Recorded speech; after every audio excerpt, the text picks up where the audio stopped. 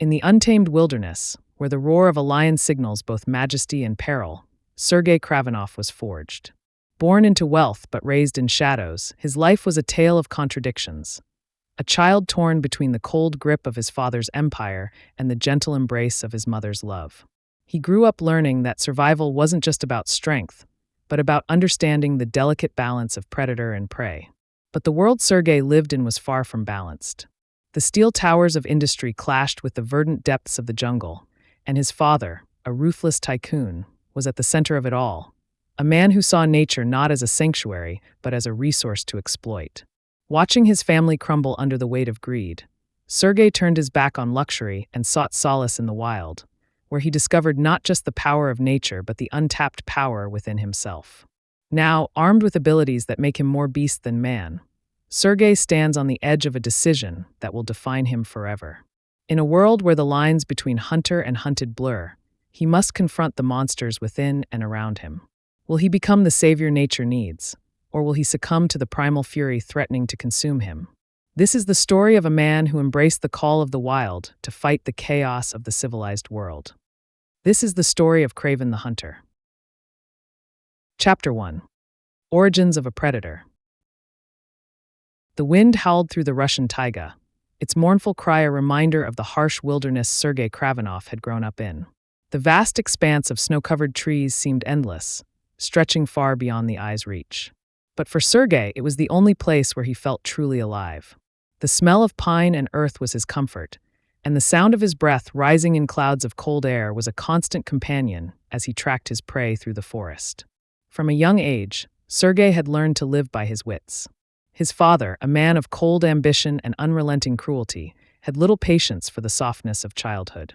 There were no comforting lullabies or bedtime stories in the Kravinoff household. Instead, Sergei's father, a tycoon with vast holdings in the industrial world, demanded only one thing from his son: strength. It was a lesson Sergei learned early, under the shadow of his father's towering expectations. Born into a world of luxury, Sergei's childhood should have been one of comfort. His father's sprawling estate on the outskirts of St. Petersburg had everything: vast gardens, grand halls, and servants who catered to every whim. But the world of privilege was a prison to Sergei. His father, Alexei Kravinoff, was a man who valued only power, money, influence, and control. He had little time for affection or tenderness, and his idea of love was a cruel, demanding thing. Sergei's mother, Natalia, had been his sole source of warmth. She was a gentle soul, kind-hearted and full of love, a stark contrast to the man she had married. It was she who had instilled in Sergei a love for the natural world, teaching him to appreciate the beauty of the forest and the creatures that roamed it. It was with her that Sergei had first learned the names of the animals: the wolves, the deer, the lynx, and the stories of their cunning and strength. In the embrace of nature, Sergei had found peace, a peace that would soon be shattered. One fateful night, when Sergei was just 8 years old, his mother fell ill. Her illness was swift, cruel, and mysterious. Doctors were summoned, but their efforts proved futile. Within days, she had withered away to nothing, her once vibrant eyes dimming as she slipped away from this world. Sergei's father showed no emotion, as if her death was merely an inconvenience. It was a cold, heartless moment, one that marked the turning point in Sergei's life. The death of his mother shattered something within Sergei. In the silence that followed, he saw the world for what it truly was: a place of ruthless survival where only the strongest prevailed. His father's indifference, the emptiness of the mansion, the coldness of the people around him, it all became clear. Sergei's grief, coupled with the bitterness of his father's neglect, shaped the boy into something else, something darker. He no longer looked to his father for approval or affection. Instead, he withdrew into the wilderness, where he could find solace in the untamed world his mother had once shown him. His father, seeing the boy's retreat from society, made a decision. He would turn Sergei into a tool, a weapon, a hunter, like the ones he saw in his industrial pursuits. But Sergei would not be molded so easily. Instead, he took to the forests with a vengeance, honing his skills as a hunter and survivor. It was here, in the harshness of nature, that Sergei began to understand the true meaning of power. Years passed, and Sergei grew into a man. His father's empire flourished, but Sergei had no interest in wealth or status. He had become a master of survival, his senses sharpened beyond that of ordinary men. He could track animals for miles, his instincts as sharp as the claws of the beasts he hunted. His body became a vessel of strength, honed by years of brutal training in the wilderness. His eyes, once filled with the innocence of childhood, now burned with the intensity of a predator. It was in his early 20s when Sergei's transformation truly began. On a journey into the wilds of Siberia, Sergei encountered a man who would change his life forever. The man was a reclusive hunter, an old shaman who lived in a small, weathered cabin deep in the mountains.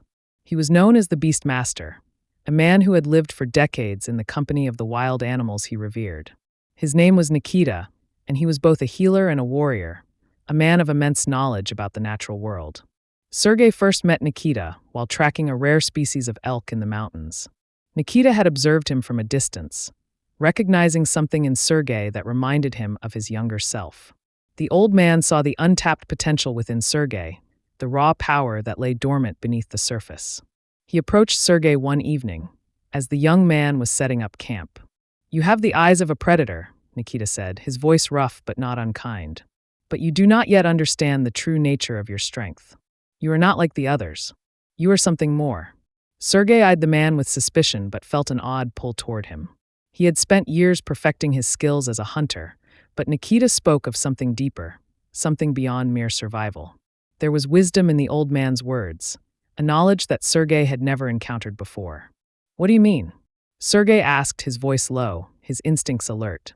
He had learned long ago not to trust easily, but something about Nikita felt different. The Beast Master looked at him with piercing eyes. "I see it in you, Sergei. You are connected to the animals. You feel their power, their hunger. But you must learn to harness it, to control it. You are not just a hunter, you are a part of the wild. And in you lies the potential to become something even greater." Sergei felt a surge of curiosity mixed with uncertainty. The old man's words stirred something within him, something he had always known but never fully understood. He had always felt a strange connection to the animals he hunted, a deep understanding of their instincts and movements. It was as if he could sense their fear, their strength, their very essence. But Nikita spoke of something more, something that Sergei could not yet grasp. Over the next few weeks, Sergei trained with Nikita, learning not only how to hunt, but how to commune with the natural world. Nikita taught him the ancient rituals of the shamans, how to tap into the primal energy that flowed through the earth. Sergei learned to listen to the whispers of the wind, the rustling of the leaves, and the calls of the animals. He began to understand the true power of the wilderness, a power that transcended mere physical strength. It was during one of these rituals that Sergei first encountered the lion spirit. The ritual was simple, but it required deep concentration. Sergei sat cross-legged in the snow, his eyes closed, his mind focused on the world around him. Nikita had instructed him to call upon the spirit of the lion, a symbol of strength and courage. As Sergei meditated, he felt a presence, something ancient and powerful. At first, it was just a sensation, a faint tingle at the edge of his consciousness. But soon it became overwhelming. He felt the ground beneath him tremble, and then in the distance, he heard the unmistakable roar of a lion. It was not a sound he had ever heard in the wilderness, yet it resonated within him, as if the very spirit of the beast had awakened. Sergei's heart raced as the roar echoed in his mind, reverberating through his bones. He opened his eyes, and for a brief moment he saw the form of a lion, its golden mane glowing with an otherworldly light. It was both magnificent and terrifying, its eyes filled with an intelligence that Sergei could not comprehend. The lion's gaze met his, and Sergei felt an overwhelming surge of power, a force that seemed to flow into him, filling every fiber of his being. He felt stronger, faster, more alive than ever before. It was as if the very essence of the lion had become a part of him. And in that moment, Sergei realized the truth of Nikita's words. He was not just a hunter. He was something more, something ancient. The lion's presence lingered in Sergei's mind long after the vision faded. He felt its power coursing through his veins, its primal force now a part of him, woven into the very fabric of his being. For the first time in his life, Sergei felt truly connected to the wild, no longer an outsider, but a part of it. He stood up, his breath coming in shallow bursts, his heart racing. The world around him seemed to pulse with energy, the trees towering like ancient sentinels, the snow beneath his feet crackling with life. Nikita watched him closely, his expression unreadable. "You have felt it, haven't you? The power of the spirit," the old man said softly. "It is yours now, Sergei. But remember, This power is not to be taken lightly. It is not a gift, but a burden. The lion is both king and killer. It can make you strong, but it can also consume you. Sergei nodded, his mind still reeling from the experience. He had always known there was something different about him, something more than the blood that ran through his veins. But now he understood. He was not merely human. He was something more, something untamed. Over the following months, Sergei continued his training with Nikita, learning to harness the newfound strength and senses that came with the lion spirit. His body became a perfect instrument of survival. He was faster, stronger, and more aware of the world around him than he had ever been. He could hear the slightest movement in the forest, the beating heart of a deer a mile away. His vision sharpened, allowing him to see details that had once been invisible. He was no longer just a man hunting animals. He had become the apex predator, a creature that was one with the wilderness. But as Sergei's power grew, so did the darkness inside him. The more he embraced the lion's strength, the more he felt its primal rage stirring within him. The beast was always there, lurking beneath the surface, waiting for a chance to break free. It was a constant struggle to maintain control, to stay human in the face of such overwhelming power. One evening, after a particularly grueling training session, Sergei sat alone by the fire, staring into the flames. Nikita had warned him of the dangers of the lion's spirit, that it could consume him if he was not careful. But Sergei had always been a creature of instinct, and now, more than ever, he felt the urge to hunt, to kill. He could feel the pulse of the wild coursing through him, urging him to give in to the animal within. As if on cue, he heard the sound of rustling in the trees. It was the unmistakable sound of something large moving through the underbrush. His heart raced, his senses sharpening. His hands instinctively gripped the bough at his side, his muscles tensing, ready to spring into action. But as he prepared to move, he heard a voice, a soft, distant call. "Sergei." It was Nikita, emerging from the shadows, his eyes glowing with an intensity that made Sergei pause. "Do not hunt tonight, my son. The forest is not a place for mindless bloodshed." Sergei looked at the old man, a growl rising in his throat. "But the beast is calling me. I can feel it." The hunger for the hunt was overwhelming, and for a moment, Sergei struggled to control the urge. He wanted to give in, to embrace the lion's fury and tear into whatever creature crossed his path. Nikita stepped closer, his presence calming. "The beast will always call to you. It is a part of who you are, but you must learn to control it. You must become its master, not the other way around." Sergei clenched his fists, the firelight flickering in his eyes. He understood the old man's words, but the temptation was so strong, so overwhelming. For a moment, he wondered if he would ever be able to control the rage that bubbled within him. If he gave in, what would he become? Nikita seemed to read his thoughts, his gaze steady. "You are more than the beast, Sergei. But the beast is a part of you. You must learn to balance the two, or one will consume you." For hours, the two men sat in silence, the fire crackling between them. Sergei's mind raced with questions about the spirit, about his powers, about his future. What was he supposed to do with this strength, this connection to the wild? What was his place in a world that seemed so far removed from the forests and mountains he had come to love? Finally, Sergei spoke, his voice low and thoughtful. "What am I supposed to do now, Nikita? My father, he will never understand. He wants me to become something else, something that I am not. He wants me to carry on his legacy, his empire. But I cannot be what he wants." Nikita's eyes softened. "Your father's world is one of greed and corruption. He will never understand your connection to the wild, to the spirits. But you must not let his vision of you define who you are. You must carve your own path, Sergei." For the first time in years, Sergei felt a flicker of hope. The path ahead was unclear, but he knew one thing for certain. He could no longer follow in his father's footsteps. His destiny lay somewhere else, in the wilderness, among the creatures of the earth, where he could finally be free. As the night wore on, Sergei fell into a deep sleep, the lion spirit's presence still lingering in his mind. He dreamed of vast savannas, of wild hunts and fierce battles, of running alongside the great predators of the earth. And in his dream, he knew what he had to do. He had to leave the world his father had built, to leave the city and the chains of his past behind. Only then could he truly become the man he was meant to be. Chapter 2. The Hunter's Path. Sergei Kravinoff stood on the precipice, gazing down at the sprawling city of St. Petersburg below. The wind that swept through the jagged cliffs at his back carried the scent of the wilderness he had left behind. The towering skyline of steel and glass stretched toward the heavens, a world so far removed from the untamed wilds he had once known. Yet here he was, at the crossroads of his life, torn between the world of men and the call of the beasts that still echoed in his soul. He had returned, not as the son of a ruthless tycoon, but as something more, something other. The lion spirit had not just given him power, it had altered him. Sergei felt stronger than he ever had, more attuned to the world around him, but the price was steep. The urge to hunt, to kill, to release the primal fury within him was constant, gnawing at the edges of his consciousness. He could hear the whispers of the animals, feel their presence in the air. They were part of him now, as much as his own blood. But he could not return to the life he had known. The mansion that once felt like a sanctuary now loomed like a prison. The life of luxury, the one his father had forced upon him, was no longer his path. Sergei's heart had grown cold to the world of commerce and power. His place was no longer among men, not in this world of concrete and ambition.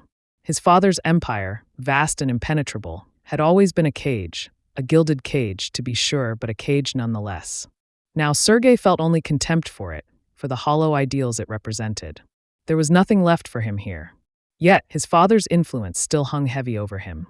Sergei Kravinoff, the man who had shaped Sergei's early life with an iron fist, would not let his son slip away so easily. Sergei knew that his father would demand answers, would expect him to return, to be the heir to the Kravinoff name. He would never understand the transformation his son had undergone, the bond Sergei now shared with the wilderness. The decision had been made long ago, but standing on the edge of that cliff, looking down at the city that had once been his home, Sergei felt the weight of his choice more acutely than ever. He could feel the pull of the city, the reminder of his old life, but the wild called louder. It was in that moment that Sergei made the choice to sever the final ties. He would not be a puppet in his father's game. He would embrace the predator he had become. Sergei's departure from the city was swift. He had no time for goodbyes, no patience for the hollow pretenses that had once bound him. His father's mansion, with its opulence and grandeur, was a place he could never return to. He gathered only what was essential: the clothes on his back, a small supply of provisions, and the tools of a hunter. The rest, the wealth, the power, it all meant nothing. He was beyond that now. The journey back to the wilderness was one of solitude and reflection. Sergei found himself drifting further from the man he had been. The cold, quiet nights spent in the vast forests of Siberia became his solace. As he ventured deeper into the land of the wild, he found himself growing ever more attuned to his new reality. He no longer viewed himself as a man who hunted animals for sport or sustenance. He was something else. The animals, the land, the spirits that had awakened within him, they were all part of him now. He had become one with the jungle, the forest, and the mountains. He had learned to track with a precision beyond human ability, to see and hear things that others could not. His body, honed by years of training and guided by the lion spirit, moved with a fluidity and power that made him the apex predator in his domain. Days blurred into weeks as Sergei roamed the wilderness. He hunted not only for sustenance but for purpose. The thrill of the chase, the focus required to stalk his prey, was no longer just about survival. It was a way of life. Every hunt brought him closer to understanding his true nature. Every animal he tracked, every battle with the forces of nature, became a test of his will, a reminder that he was both man and beast. But even as Sergei found his place in the wilderness, the world of men was never far behind. His father's reach was long, and the web of influence he had woven stretched across the continent. It wasn't long before Sergei's disappearance reached his father's ears. Sergei Kravinoff, a man who had spent his life amassing power and wealth, would not let his son slip from his grasp without a fight. Sergei had always known that his father would not let him go easily. Alexei was not a man who forgave weakness, nor did he tolerate rebellion. He had long since lost any semblance of affection for his son, and Sergei's departure, his rejection of everything Alexei had built, had been the final affront. But Sergei was not the boy who had once cowered under his father's gaze. He was no longer the son who had sought his approval. He was a hunter now, and the wild had made him stronger, sharper, and more deadly than anything Alexei's world could offer. Months passed in the wilderness, and Sergei's transformation became more complete. His skills as a hunter, his connection to the land, were unparalleled. But there was still something missing, a sense of purpose beyond survival. The lion spirit had given him power, but it had also awakened a deeper hunger, a need for something more. The thrill of the hunt could only fill the emptiness for so long. It was then that Sergei received the first of many letters from his father. The letter, sealed with the Kravinoff family crest, arrived one crisp autumn morning, delivered by a messenger. It was brief, the handwriting unmistakably his father's, a man of few words but immense power. Come back, Sergei. You cannot escape your legacy. I have arranged a meeting. Your place is with me. The words were cold, calculating, devoid of any warmth. Sergei read them once, twice, and then crumpled the paper in his hands. He had known this day would come, but the reality of it still stung. His father was a man of control, and he would not let his son, his heir, walk away without a fight. But Sergei knew what he had to do. He had made his choice. The wild was his home now, not the city of steel and greed that had once been his prison. His father's empire meant nothing to him. The world of men, with its politics and power struggles, was a world he could no longer be a part of. Sergei could feel the predator within him stir as the letter burned in his hands. He had come this far, and there would be no turning back. It was time to confront the past, to face the man who had shaped his destiny. But it would not be as his son. It would be as the hunter. Sergei took the letter, now a small, burned remnant of his father's demand, and cast it into the flames. The embers consumed it quickly, the paper curling and blackening in an instant. He had made his decision. The man who had raised him, who had molded him into a tool for his empire, would not hold him any longer. Sergei was no longer a pawn in his father's game. But the call of his old life still clung to him. The wild had become his sanctuary, yet the world of men, his father's world, was never far behind. Even here, among the untamed wilderness, Sergei could feel his father's influence slowly creeping in. Alexei Kravinoff was a man of great wealth and influence, and nothing in the world could escape his reach forever. But Sergei would not return, not to be his father's heir, not to bow to the weight of the legacy that Alexei had built. The lion spirit inside him roared louder with each passing day, and Sergei knew there would be no way to suppress it. He would not go back to the stifling world of high society and power struggles. The wild had chosen him, and he had embraced that choice. In the coming days, Sergei began making plans. He would confront his father, but on his terms. He would not return to the mansion, not as the son of Alexei Kravinoff, but as a force of nature, a hunter who had transcended the world of men. His training, his instincts, and the spirit of the lion within him had forged him into something more than human. And that he would use to his advantage. But before he could make his move, the whispers of the wild grew stronger.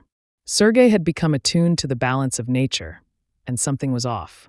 The animals, the trees, the very air around him seemed tense, charged with a strange energy. It was as if the land itself was trying to warn him. One afternoon, while hunting in the dense forest to the north, Sergei heard it, an unnatural sound that made his blood run cold. The growl of an animal, deep and guttural, but not one he had ever heard before. It was a sound of aggression, of territoriality, but there was something wrong about it.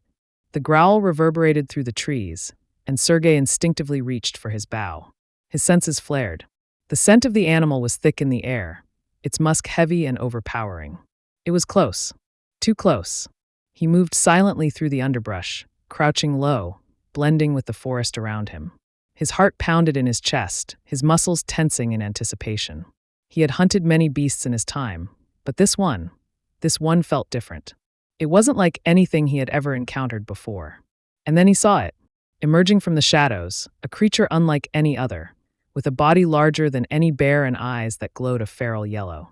Its fur was matted with dirt and blood, its claws sharp and menacing. The creature snarled, a hiss of warning emanating from deep within its chest. It was a monster, a twisted thing, its movements jagged and unpredictable. Sergei's pulse quickened.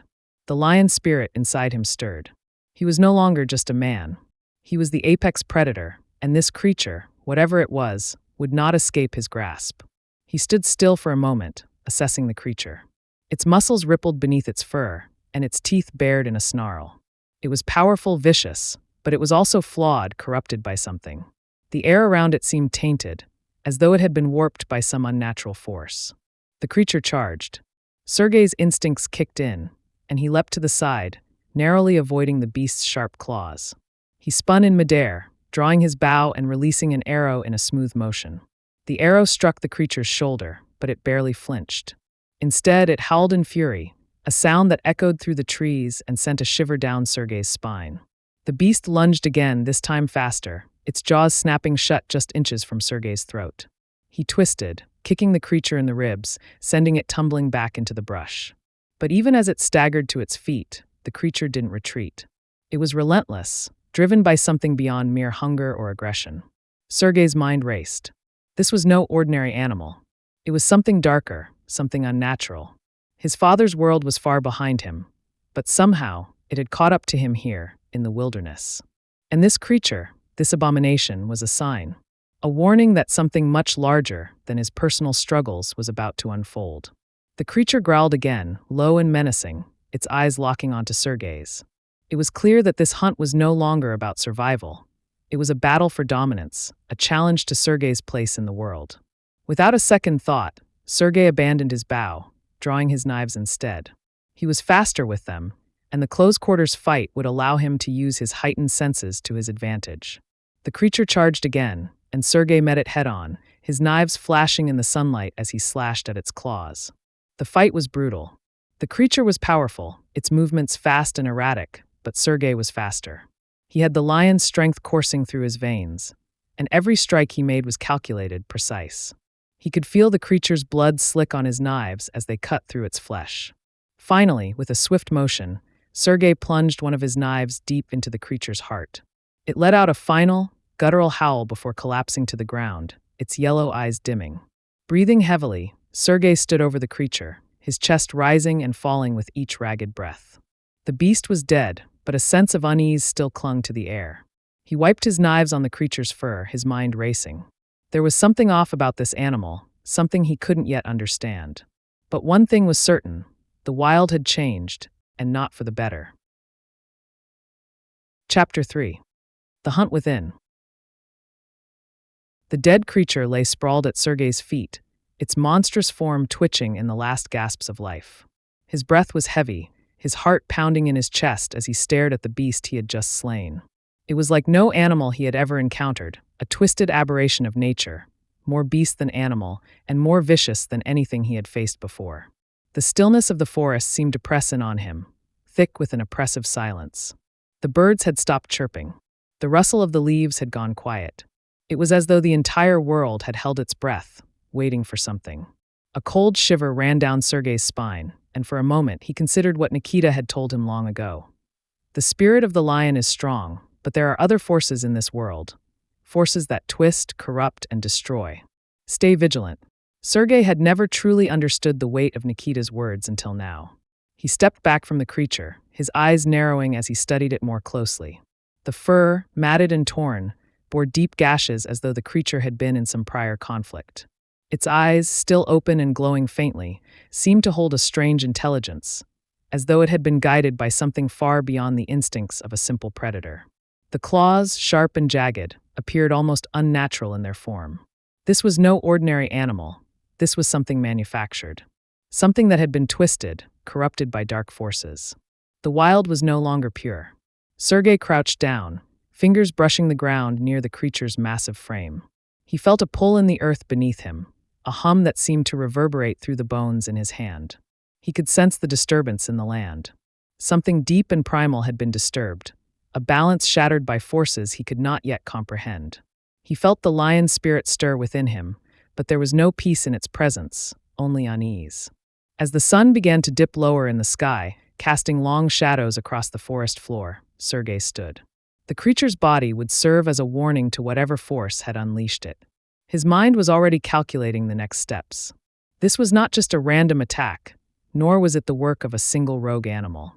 Something more complex, more dangerous, was at play. Sergei reached for the weapons strapped to his back, his knives gleaming under the last rays of daylight. There was a creeping sensation at the back of his mind, a feeling that someone was watching him. He could feel eyes upon him, hidden in the shadows of the trees, and he didn't need to turn around to know it wasn't the forest animals. This was a different kind of presence, something far more sinister. He was no stranger to being hunted, but this felt different. It felt personal. The following day, Sergei began to track the strange creature's origin. He had never seen anything like it in all his years of hunting, and the disturbed balance he had felt in the forest still clung to him like a shadow. There were no clear tracks leading from the site of the fight, no signs of other animals or anything that would indicate the creature had a home nearby. But Sergei knew the wilderness. He knew how the land behaved, how the animals moved. And this was unnatural. As the hours wore on, Sergei followed what little trace he could find. Broken branches, bloodstains on the leaves, faint, unsettling smells in the air. They led him deeper into the forest, far from the familiar trails he knew, into the untamed heart of the wilderness. The trees here grew dense and ancient, their gnarled roots twisting into the earth like the fingers of forgotten gods. The deeper he ventured, the more oppressive the air became, thick with a strange tension that made Sergei's hair stand on end. By midday he found it. Hidden beneath the canopy of thick trees, surrounded by an eerie stillness, was a clearing. In the center stood a large, overgrown structure, a ruin of some kind.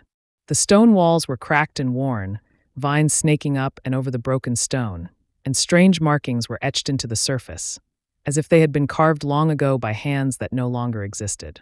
The structure seemed ancient, older than the land itself, and as Sergei stepped closer, he could feel the hairs on the back of his neck rise. There was a pulsating energy here, a dark, magnetic force that beckoned him closer. The lion spirit stirred uneasily within him, sensing the malevolent presence. The air tasted bitter, thick with the remnants of forgotten magic. It was clear that whatever had made that creature, whatever force had warped it, was tied to this place. Sergei stood at the edge of the clearing, studying the ruin. It was like a portal to another time, or perhaps another world. The markings on the stone seemed to glow faintly, an ancient language he could not understand, yet somehow he knew it was a warning. Without hesitation, Sergei entered the clearing, his steps deliberate and silent. He had come this far, and he would not turn back. The lion spirit within him urged him forward, its instinct for survival compelling him to learn the truth of this place, to discover who or what had awakened this darkness in the forest. As he stepped deeper into the clearing, a figure emerged from the shadows. At first, Sergei thought it was a trick of the light, a mirage formed by his own weariness. But as the figure drew closer, he could see it clearly, a man tall and imposing, with sharp features and eyes that glowed like molten gold. His skin was pale, almost sickly in its appearance, and his hair was as white as snow, flowing down his back like a ghost's. The man wore no armor, no weapons, yet there was an undeniable power that radiated from him. He moved with an eerie grace, like a shadow given form. Sergei instinctively reached for his knives, but the figure raised a hand in a calming gesture. "I've been waiting for you," the figure spoke, his voice soft but commanding, like a serpent's whisper. Sergei's grip tightened on his weapons, his instincts screaming that this was no ordinary man. "Who are you?" he demanded, his voice cold and steady. The figure smiled, a knowing, almost predatory smile. "I am the one who has been watching you, Sergei Kravinoff. The one who has been waiting for you to come. I've heard the call of the lion within you, and I know that you too seek something more than what the world has offered." Sergei's eyes narrowed. He could feel the strange energy in the air around him intensifying, and the lion spirit within him was restless, its instincts urging him to strike. But there was something else, too, a pull, a fascination he couldn't quite explain. "Who are you?" Sergei repeated, his voice low and deadly. The man took a step forward, and Sergei felt a sharp pang in his chest. The man's presence was overwhelming, a force that pressed on his very being. "I am a seeker of power like you, like your father. But unlike him, I know that true power comes not from men or their empires. It comes from the forgotten forces that lie beneath the earth, the spirits that were here long before civilization ever took root." Sergei remained silent, his gaze fixed on the man. He had no time for this cryptic talk, no interest in the man's promises. He had no need for more power. He already had the lion's spirit, and that was all he needed. But something about the man's words struck a chord within him, a nagging feeling that perhaps there was something more he could learn here. The man stepped closer still, his smile widening. "I know what you are seeking, Sergei. You are not the only one who has been changed by forces beyond understanding. I can offer you knowledge, power, a chance to break free from the constraints of the world you came from, to become more than even the lion spirit can make you." Sergei's gaze never wavered. The man's words resonated within him, but he had learned long ago not to trust easily. The wild had made him strong, but it had also made him cautious. "I don't need your offers," Sergei replied, his voice steady, his body coiled like a spring, ready to strike. I have already embraced the power that calls to me. The man's smile faded, replaced by an expression of quiet amusement. We'll see about that, he said, his voice cold and final. The air grew thicker, heavier, as the man's gaze locked onto Sergei's. The ground beneath Sergei's boots seemed to hum, vibrating with an unseen force. The lion spirit, which had always been a source of power and guidance, now felt distant, as if it too was recoiling from the man's presence. I sense your resistance, the man said, his voice almost too calm. But you cannot outrun what you are, Sergei Kravinoff. You are bound to this power, to this legacy. And there is no escape. Sergei gritted his teeth, resisting the urge to strike immediately. He had fought countless battles, both physical and mental, throughout his life, but something about this man made him question everything. He could feel the power emanating from him, an energy unlike anything Sergei had ever encountered before. It was a pull, a gravitational force that threatened to drag him into something deeper than just a fight. I'm not bound to anything, Sergei said, stepping back slightly, his hands still clutching the knives at his side. I choose my path. I always have. The man tilted his head, eyes gleaming with an unsettling understanding. You believe that, don't you? But you are wrong, Sergei. The world has already chosen for you. Your father's empire, the bloodline you carry, it is all part of a greater design. You are a weapon, and you will fulfill your purpose, whether you realize it or not. The words cut deep. Sergei felt a brief flicker of doubt stir within him, but he crushed it. He had rejected his father's legacy. He had rejected the idea of being a tool in someone else's game. The man was playing with his mind, attempting to sow seeds of uncertainty, but Sergei would not allow it. Enough of your games, Sergei spat, the fire in his chest reigniting. I don't care who or what you are. If you think I'm going to bend to your will, you're mistaken. The man's expression turned cold. You do not yet understand the forces at play here, Sergei. Your father's empire is crumbling, yes, but that is just the beginning. There are far greater powers at work, powers that would be pleased to see you fall in line. Powers that will reshape this world and use you as the instrument of that change. Sergei's grip on his knives tightened, and his muscles coiled, ready for action. I make my own fate, he said, his voice unwavering. And if I have to carve it out with my own hands, so be it. For a moment, the man said nothing. He studied Sergei with an intensity that made the air between them crackle. And then, with a soft, almost sad sigh, he took a step back. Very well. But remember this, the offer will always stand. You are not the only one who has the power to change the world. There are others who walk the same path, some with much darker intentions than mine. The man turned, his cloak swirling around him as he walked toward the shadowed entrance of the ruin. When you are ready to understand the true nature of this world, when you are ready to see the chains that bind you, you will find me. Sergei stood rooted to the spot, watching the figure disappear into the darkness of the ancient structure. The man's words lingered in the air like an unshakable weight. He had come here seeking answers, but what he had found was only more questions. Who was this man? What did he mean by darker intentions? And more importantly, what was this power he spoke of, the one that Sergei had seemingly been tied to since birth? With a heavy heart, Sergei finally turned his attention back to the ruin. The eerie symbols carved into the stone, the unsettling energy still hanging in the air. It was clear that this place was more than just a forgotten structure. It was a nexus of something ancient, something primal. And it was no coincidence that the creature he had fought earlier had led him here. He knew that his journey was far from over. This man, the one who claimed to know Sergei's true nature, wasn't the only one who had been watching him. There were others, and Sergei could feel it. The world was changing, and he could either fight against it or embrace it. As he began to leave the clearing, his mind still swirling with the strange encounter, Sergei's thoughts turned inward. He had always been driven by the call of the wild, by the lion spirit that burned inside him. But now, for the first time, he wondered if there was more to the story. What if the power he had embraced, the power he had fought for, was merely a piece of a much larger puzzle? What if his father's empire, the legacy he had rejected, was only the surface of something deeper? The world had always seemed so simple to Sergei, a predator, a hunter, free in the wilderness, far from the constraints of civilization. But the encounter with the mysterious figure had shattered that simplicity. The path before him was no longer clear. The lines between good and evil, right and wrong, had blurred.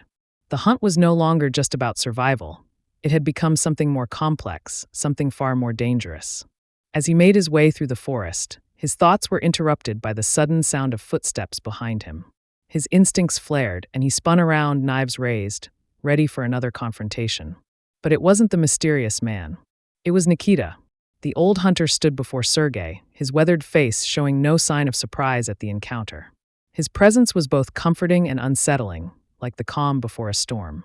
He had been a father figure to Sergei, the man who had taught him the ways of the wild, the one who had helped him embrace the lion spirit within. And now, here he was, standing in the forest, as if he had been waiting for Sergei all along. "Nikita," Sergei said, lowering his knives.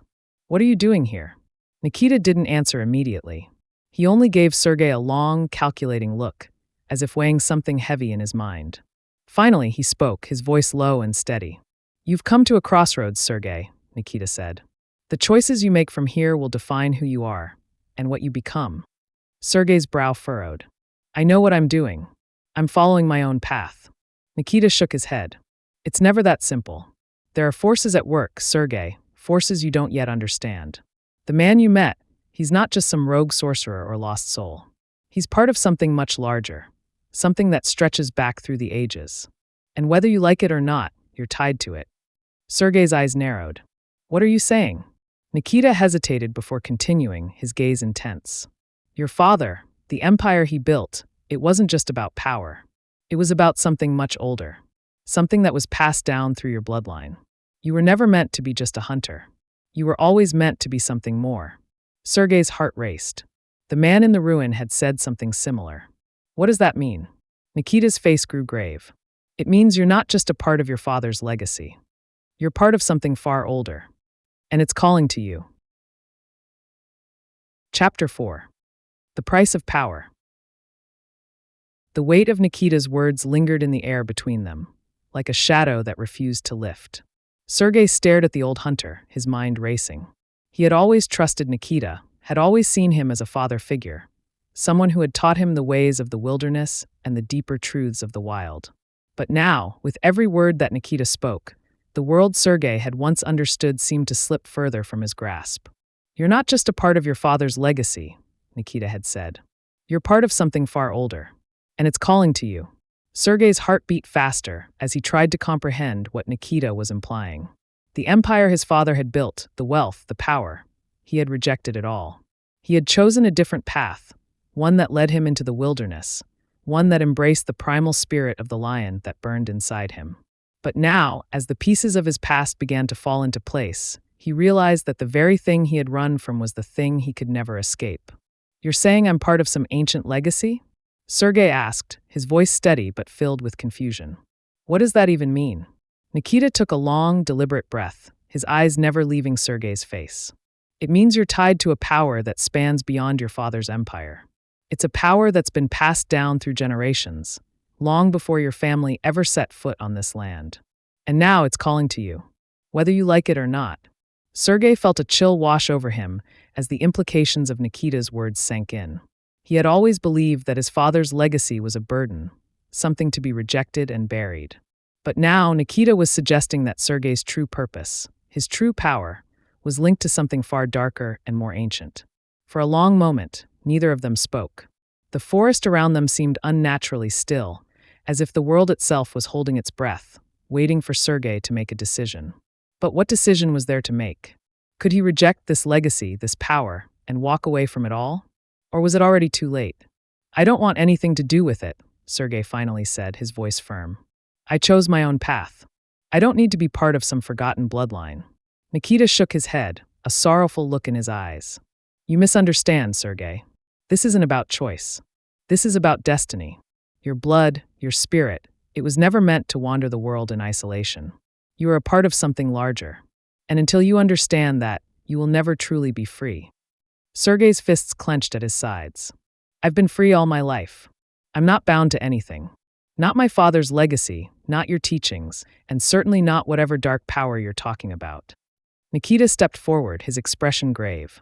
"You may think you're free, but the truth is, Sergei, we are all bound by something. Whether it's our past, our bloodline, or the choices we make. But it's not too late. You can still control your fate, but only if you embrace what you are, what you've always been." Sergei shook his head, his mind a whirlpool of conflicting emotions. The lion spirit inside him raged, its primal instincts urging him to fight, to prove his strength, to show that he was his own man. But there was another part of him, a part that was beginning to realize that the power he had always relied on was just one small piece of something far greater. Could he really turn his back on that? Where do I even begin? Sergei asked, his voice quieter now, tinged with uncertainty. Nikita's eyes softened, as if he had been waiting for Sergei to ask that very question. You begin by understanding the world around you, the powers that shape it, the forces that bind it. And most importantly, you begin by accepting the responsibility that comes with the power you possess. Sergei let out a bitter laugh. Responsibility? What responsibility? All I've ever wanted was to survive, to hunt, to be free. I don't need this. Nikita placed a hand on Sergei's shoulder, his grip firm but not unkind. Freedom is an illusion, Sergei. The world is shaped by forces we cannot always see. But when you understand those forces, when you learn to wield them, you can shape the world yourself. Sergei looked up at Nikita, searching his face for any sign of deceit, but there was none. The old hunter believed every word he spoke. And for a moment, Sergei wondered if there was truth in what Nikita was saying. Could it be that his entire life, his rejection of his father's empire, had been an attempt to escape something he could never truly outrun? I still don't understand, Sergei admitted, his voice heavy. What do I do now? Nikita's eyes were filled with a quiet intensity. You go to the ruin. You learn what lies there. You will find the answers you seek, but you must be ready. The path you're about to walk will be dangerous, and the price of the power you seek may be higher than you can imagine. Sergei stared at the clearing in the distance, where the ruin still loomed like a dark sentinel. He had already encountered the man who had warned him of a power far greater than anything he had ever imagined. The strange creature he had fought earlier, the one that had led him here, was a sign. A warning. He couldn't shake the feeling that this was just the beginning. Whatever had awakened within him, whatever dark force was calling to him, it wasn't finished yet. And neither was he. I'll go, Sergei said at last, his voice determined. But I'm not doing this for you, Nikita. I'm doing this for myself. Nikita nodded, his expression unreadable. That's all anyone can do, Sergei. In the end, we all fight for our own reasons. But remember, the world is a dangerous place. The power you seek won't come without cost. Be prepared to pay it. With that, Nikita turned and disappeared into the forest, leaving Sergei alone with his thoughts. The wind had picked up again, rustling the leaves above him and carrying with it the scent of the wild, the untamed world that Sergei had always known. But now it felt different. The hunt, the wilderness, the lion spirit, everything had changed. He was no longer just a hunter, no longer just a man in the wild. He was something more, something bound to forces he couldn't yet comprehend. As Sergei made his way back to the ruin, the distant sound of the forest seemed to hum with anticipation. It was as though the world itself was waiting for him to make his move. But what would that move be? What price would he have to pay for the power that was calling to him? Only time would tell. The path to the ruin was longer than Sergei had remembered, as though the forest itself had grown denser in the time he had spent away from it.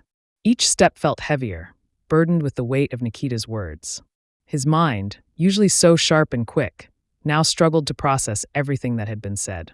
The idea of a larger, ancient power, something beyond his father's empire, gnawed at him. How was he supposed to fight something like that? What could he do against forces older than time itself? As he approached the ruin, the air seemed to thicken. The ground beneath his feet felt softer, like walking on a bed of moss, though no such vegetation was in sight. The silence was profound, unnerving. No animals called from the trees, no insects buzzed in the underbrush. Everything had gone still, as if nature itself were holding its breath in anticipation. Sergei stopped just outside the entrance of the ruin, the darkened archway ahead beckoning him like the mouth of a beast ready to swallow him whole. His lion spirit stirred within him, its strength still a constant companion, but now it felt different, fainter, like a distant roar that couldn't quite reach his ears. Something was wrong. Taking a deep breath, Sergei crossed the threshold, his eyes scanning the ancient stone walls for any sign of movement or danger. The ruin seemed unchanged from the last time he had been here. The carvings on the walls were still there, strange symbols that twisted and curled in ways that defied logic. Yet, something about them now seemed alive, vibrating with energy, pulsing in time with his heartbeat. "Welcome back," a voice echoed from the darkness ahead of him. Sergei's hand instinctively went to his knife, but before he could draw it, a figure emerged from the shadows. It was the man from before, the one who had spoken to him with such calm certainty, the one who had warned him about the forces at play in the world.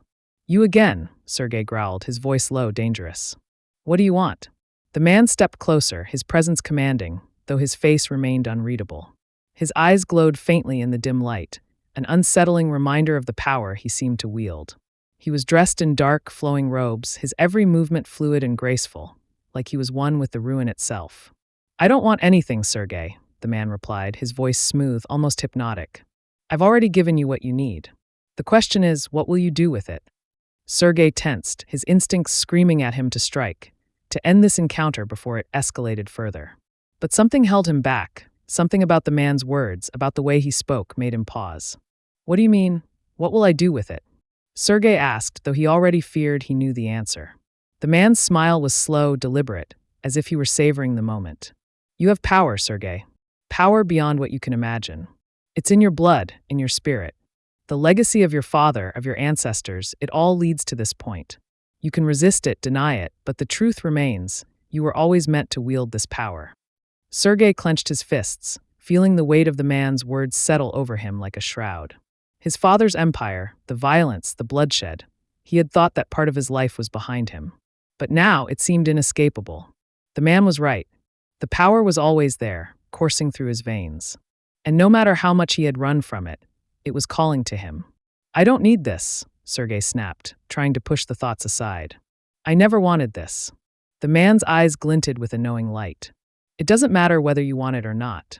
Power isn't something you can simply wish away. It's not a choice, Sergei. It's your destiny. The question is, will you accept it?" Sergei's heart raced. The lion spirit inside him stirred again, its strength rising to meet the challenge. He had always prided himself on his independence, on his ability to control his own fate.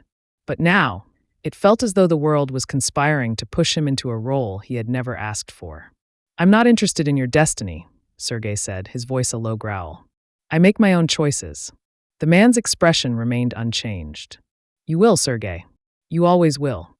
But remember this. Every choice comes with a price." The words hung in the air like a warning, but Sergei ignored them, turning away from the man and stepping deeper into the ruin. The further he went, the more oppressive the atmosphere became. The walls seemed to close in on him, the symbols now pulsing with an otherworldly light. It felt as though the ruin itself was alive, watching him, waiting for him to make his next move. As he walked, Sergei's mind raced. What was the price?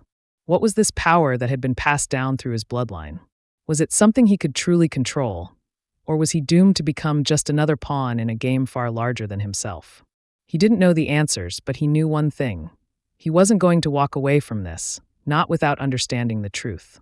The deeper he ventured into the ruin, the more the air seemed to hum with energy. There were no more signs of life, no more voices calling out to him. Just the oppressive silence, broken only by the sound of his own footsteps. Finally, he reached the heart of the ruin, a vast, circular chamber with a high ceiling that stretched far above him. In the center of the room, a large stone pedestal stood, bathed in an eerie, glowing light. The pedestal was adorned with more symbols, more carvings, some of which seemed to shift and change when Sergei looked at them. Atop the pedestal rested an object. Something small, something delicate, yet emanating a power that Sergei could feel deep in his bones. It was a gemstone, dark and radiant, its surface shimmering with an unnatural light. The moment Sergei laid eyes on it, he knew without a doubt that this was what he had been brought here for. The moment he approached the pedestal, the ground beneath him trembled.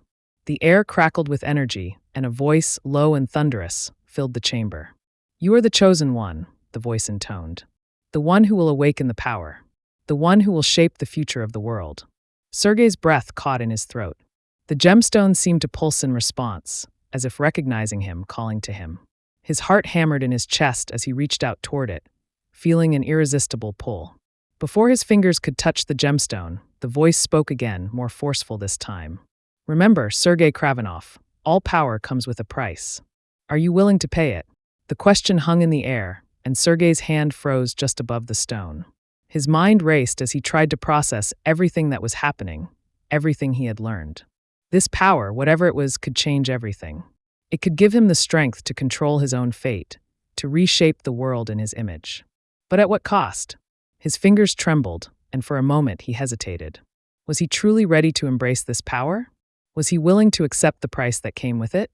But then, something deep within him, the lion spirit, the fire that had always burned in his chest, pushed him forward. It wasn't just a choice. It was his destiny. He had been brought here for a reason, and he would not walk away from it. With a steady hand, Sergei reached out and took the gemstone. Chapter 5. The Predator's Prey. Sergei's fingers closed around the gemstone, and the world seemed to stop. Time, space, reality. All of it suspended as a blinding light erupted from the stone, enveloping him in a whirlwind of energy. His heart raced, his breath caught in his throat, as the raw force of the power coursed through him, an almost unbearable surge of strength and knowledge. The ground beneath his feet shook, the very air vibrating with an intensity that was almost tangible. For a moment, Sergei feared he might be torn apart by the energy consumed by it. But then, as quickly as it had begun, the storm of light and power receded, leaving him standing in the chamber, still holding the gemstone. His hands trembled, not from fear, but from the overwhelming force that now thrummed within him. He could feel it deep in his veins, an ancient energy that had been dormant for so long, now awakened and alive within him. It was like the lion spirit that had always guided him. Only now it was more powerful, more potent, a force that could no longer be ignored. Sergei's breath was shallow as he looked down at the gemstone in his hand. It pulsed with a strange light, the same unnatural glow that had filled the room. He could feel the weight of it, not just physically, but mentally, emotionally. This was no ordinary gem. It was a conduit, a link to something far older, far more dangerous than he had ever imagined. The voice from before echoed in his mind, deep and resonant. All power comes with a price. Sergei's mind raced as he struggled to comprehend what he had just experienced. The price, what did it mean? What had he just agreed to? The gemstone seemed to hum in response to his thoughts, its energy growing stronger as if acknowledging his confusion, as if it were alive and aware. The price, Sergei whispered to himself, his voice shaky. What is it? What's the cost? The air around him seemed to crackle with energy, and as if in response to his question, the walls of the ruin began to shift. The carvings on the stone seemed to move, their ancient symbols swirling together, creating new patterns that twisted and turned with a life of their own.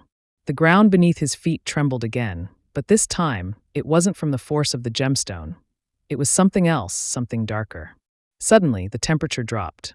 Sergei could see his breath in the air, a mist that curled around his face like a living thing. The shadows in the corners of the chamber grew longer, stretching toward him with an unnatural speed. The light from the gemstone flickered and dimmed, and Sergei felt a cold hand of dread settle in his chest. He stepped back, instinctively clutching the gemstone tighter, as if it could shield him from the encroaching darkness. The air felt thick, oppressive, as if something was lurking just beyond his vision, waiting to pounce. Sergei Kravinoff. The voice spoke again, this time louder, more forceful. You have accepted the power. Now you must accept the price. Sergei's pulse quickened, his eyes darting around the chamber. The shadows seemed to grow more solid now, their shapes taking form, as if the very darkness of the room was alive. And then, through the mist and the shadows, something moved. A figure, tall and imposing, emerging from the darkness. It was a man, though not like any man Sergei had ever seen. His skin was pale, almost translucent, and his eyes glowed with an eerie, unnatural light. His presence was overwhelming, suffocating, as if he were the very embodiment of the ruin itself. Who are you? Sergei demanded, his voice firm despite the terror gnawing at him. The figure did not answer immediately. Instead, it took a step closer, its movements fluid, almost graceful. The shadows around it seemed to bend and shift, responding to its every movement. It was as if the very space itself was bending to this figure's will. I am the price you must pay, the figure finally spoke, its voice cold and hollow. You have awoken the power, Sergei Kravinoff. Now, you must face the consequences of your choice. Sergei's grip tightened on the gemstone, his lion's spirit roaring within him. He wasn't afraid of this figure. He wasn't afraid of anything. But there was something about this presence, something ancient and malevolent, that sent a shiver down his spine. What do you want? Sergei demanded again, stepping back, though his stance remained defiant. I've accepted your power. I don't fear you. The figure tilted its head, its glowing eyes studying Sergei with an unnerving intensity. You should fear me, Sergei, it replied, its voice a low hiss. For I am the consequence of your actions. I am the embodiment of the price you must pay for wielding the power of your bloodline. Sergei's heart skipped a beat as he realized what the figure meant. This wasn't just a manifestation of some ancient force. It was the price itself. The power he had taken from the gemstone had a cost, and this figure was the price of that power. You're telling me this is the price? Sergei asked, his voice hardening with determination. That I have to face you in order to keep this power? The figure smiled, a cold, cruel smile that sent a chill down Sergei's spine. Not just face me, Sergei. You must defeat me. For only in defeating me will you prove yourself worthy of the power you have taken. Sergei felt a wave of anger rise within him. He had come here seeking strength, seeking control over his own fate. And now, it seemed, he was being forced into a battle, one he hadn't asked for and wasn't prepared for. But there was no turning back. The power was his now, and if he wanted to keep it, he would have to face whatever this figure was. Then I'll fight you, Sergei said, his voice unwavering. But I won't lose. The figure's smile widened, and it stepped forward, its presence growing even more oppressive. We shall see, Sergei Kravinoff. We shall see. With that, the figure lunged at him, its movements impossibly fast. Sergei barely had time to react, his body instinctively moving to dodge the attack. He drew his knife from his side, the cold steel of the blade familiar in his hand. But the figure was already upon him, its hands reaching for him with unnatural speed. Sergei slashed at the figure, but his knife passed through it as though it were nothing more than smoke. The figure didn't even flinch, its eyes glowing brighter as it reached for Sergei's throat. Panic surged through Sergei's chest as he fought to break free. The shadows seemed to close in on him, squeezing the air from his lungs. The figure was too powerful, too fast. He could feel the weight of its presence bearing down on him, could feel its cold fingers tightening around his throat. But then something inside him snapped. The lion spirit within him roared to life, a primal fury that surged through his veins like fire. With a violent shove, Sergei pushed the figure away, using the newfound power of the gemstone to enhance his strength. The figure staggered back, its glowing eyes narrowing with surprise. Not bad, it hissed, though its tone was filled with disdain. But you will need more than brute force to defeat me. Sergei didn't answer. Instead, he focused all his energy on the gemstone, calling upon its power. The air around him crackled with electricity, the shadows receding as the light from the stone flared brighter. He could feel the power coursing through him, flowing like a river through his veins, and with a roar, he surged forward, slashing at the figure with all his strength. This time, the blade connected. The figure screamed in fury as the knife cut through its form, and for a moment, it seemed as if the figure was beginning to fade. But then, with an almost imperceptible movement, the figure reformed, its eyes burning with renewed fury. You cannot defeat me so easily, it warned, its voice like thunder. But you will learn. You will learn that power comes with a price. The figure's words echoed in the chamber, reverberating off the stone walls like a warning bell. Sergei felt the pull of the gemstone in his hand, its power surging with a ferocity he had never experienced before. It was as though it was urging him onward, pushing him to confront this ancient entity with all the strength he had. And yet, there was a nagging feeling deep within him, a whisper that this was only the beginning, that what lay ahead was far worse than anything he had yet faced. The figure, now fully reformed, stood tall and unwavering, its cold, glowing eyes fixed on Sergei with an expression of contempt, as if it had already decided the outcome of their confrontation.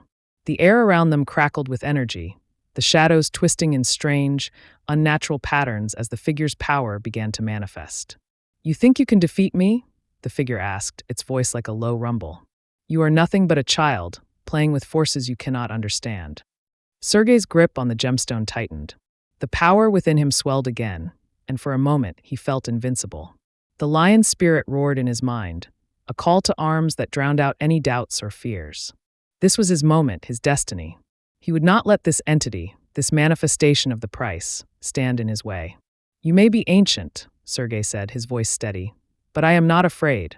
The figure chuckled, a sound that sent a chill down Sergei's spine. It raised one hand, and the shadows around them seemed to pulse, drawing closer, enveloping the room in an impenetrable darkness. The temperature dropped even further, and Sergei could feel the weight of the entity's power pressing down on him. You will learn fear soon enough, the figure said, its tone now colder than before. I am the price you must pay for the power you have claimed. and you will pay in full. The shadows surged forward, moving with unnatural speed. Sergei barely had time to react as the darkness engulfed him, swirling around him like a living thing. He felt the pressure on his chest, the suffocating weight of it, as though the shadows were trying to crush him, to swallow him whole. His instincts screamed at him to fight back, to use the power of the gemstone. And so he did. With a cry of defiance, Sergei channeled the full force of the gemstone's energy into his body. The light that erupted from the stone was blinding, a flash so bright that it seemed to push back the darkness itself. The shadows recoiled, and for a brief moment, the chamber was illuminated by the pure, raw power of the gemstone. Sergei's body hummed with energy, his muscles surging with strength, his mind clearer than it had ever been. He could feel the power of the lion spirit within him, a burning fire that refused to be extinguished. But even as he felt his own strength grow, he saw the figure, unharmed, unyielding, begin to advance once more. The figure's eyes glowed brighter now, its power only intensifying. "You are nothing," the figure sneered. "Your strength is nothing compared to the forces I command. You cannot escape the price." Sergei's heart pounded in his chest, but he refused to back down. He had come too far, fought too hard to give in now. He had accepted the power, and he would see this through, no matter the cost. With a roar, Sergei charged forward, the gemstone blazing with light in his hand. The figure's form shifted again, its shadowy presence becoming a swirling mass of darkness that seemed to reach for Sergei with an almost tangible hunger. But Sergei did not hesitate. He met the figure's assault head-on, his body crackling with energy as he slashed with his knife, the gemstone's power enhancing his every movement. The figure howled in anger as Sergei's blade cut through its form, but it did not falter. Instead, the figure's body reformed, twisting and contorting in unnatural ways, its shadowy limbs stretching and reaching toward Sergei. "You cannot win," the figure hissed. "The price is inevitable. The power will consume you, just as it has consumed all who have come before you." Sergei gritted his teeth, his resolve hardening. The figure's words were meant to break him, to make him doubt himself.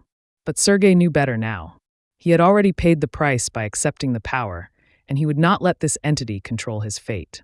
He had a choice: he could fight, or he could surrender. And surrender was not an option. The battle raged on, each strike from Sergei met with resistance from the figure. Every time Sergei thought he had landed a blow, the figure would reform, its shadows shifting and twisting to avoid the attack. It was as if the figure itself was not bound by the same laws as Sergei, as if it existed in a realm outside of time and space. The gemstone in Sergei's hand continued to glow brighter, its energy surging through him, filling every fiber of his being with strength and power. But with each passing moment, Sergei could feel the toll it was taking on him. The power of the gemstone was immense, but it came with a heavy burden. The more he used it, the more he felt himself being drawn into the figure's darkness, as if the energy were slowly corrupting him. The figure's laughter echoed through the chamber, its voice growing louder and more triumphant with each passing second. "You cannot escape it," the figure mocked. "The darkness will claim you, just as it has claimed all who have tried to wield the power. You are no different, Sergei Kravinoff." But Sergei did not falter. He pushed forward, determined to prove the figure wrong. He had already come so far, and he was not about to let this shadowy entity take everything from him. "You're wrong," Sergei growled through gritted teeth. "I won't let you win. I'll fight until my last breath." The figure's eyes blazed with fury as it lunged at Sergei once more, its shadowy limbs reaching out like tendrils, eager to claim him. But Sergei was ready. With one final surge of energy, he thrust the gemstone forward, channeling all of its power into a single blinding blast of light. The chamber exploded in a flash of brilliance, and for a moment, everything went white. The sound of the figure's anguished scream rang in Sergei's ears, but he could not see, could not hear. All that remained was the searing light, the power of the gemstone flooding his body. And then, as suddenly as it had begun, the light faded. The darkness that had once surrounded him was gone, replaced by an eerie stillness. Sergei stood alone in the chamber, his chest heaving with exhaustion, his body trembling with the aftereffects of the battle. The figure was gone. Its presence, its power, vanished, leaving only silence in its wake. Sergei stared at the gemstone in his hand. The light had dimmed, but it still pulsed with energy. The power was his, but the cost had been more than he had expected. He had faced the price, and he had survived. But at what cost? For the first time, Sergei understood what the figure had meant. The power was not without its consequences. And as he stood in the ruins, alone and battered, he realized that the true price of the power was yet to come. Chapter 6. The Echo of Consequences. The silence in the chamber was suffocating. Sergei stood alone, the remnants of the battle still lingering in the air like the aftertaste of something bitter. His heart pounded in his chest, his breath coming in shallow gasps as he surveyed the now empty space. The figure, the manifestation of the price, was gone, obliterated by the sheer force of his will and the power of the gemstone. But Sergei knew the battle was far from over. The victory had been hard-won, but it was hollow. The figure's final words echoed in his mind, each one a lingering reminder of the price he had yet to pay. "You are no different, the darkness will claim you." The words twisted in his head like a poison, and though he had emerged victorious in the moment, Sergei couldn't shake the feeling that he was on the edge of something far more dangerous. He looked down at the gemstone still clutched in his hand. The once blinding light had dimmed, but it pulsed with an eerie, rhythmic glow, as though it was alive, waiting. Sergei felt the weight of it in his palm, a weight that seemed to grow heavier with every passing second. It was as if the gemstone was trying to tell him something he wasn't ready to hear. He glanced around the chamber, the ancient ruins now silent and still. The dark shadows that had once swarmed in the figure's wake had dissipated, leaving only the remnants of their presence, like footprints in the dust. Everything felt off.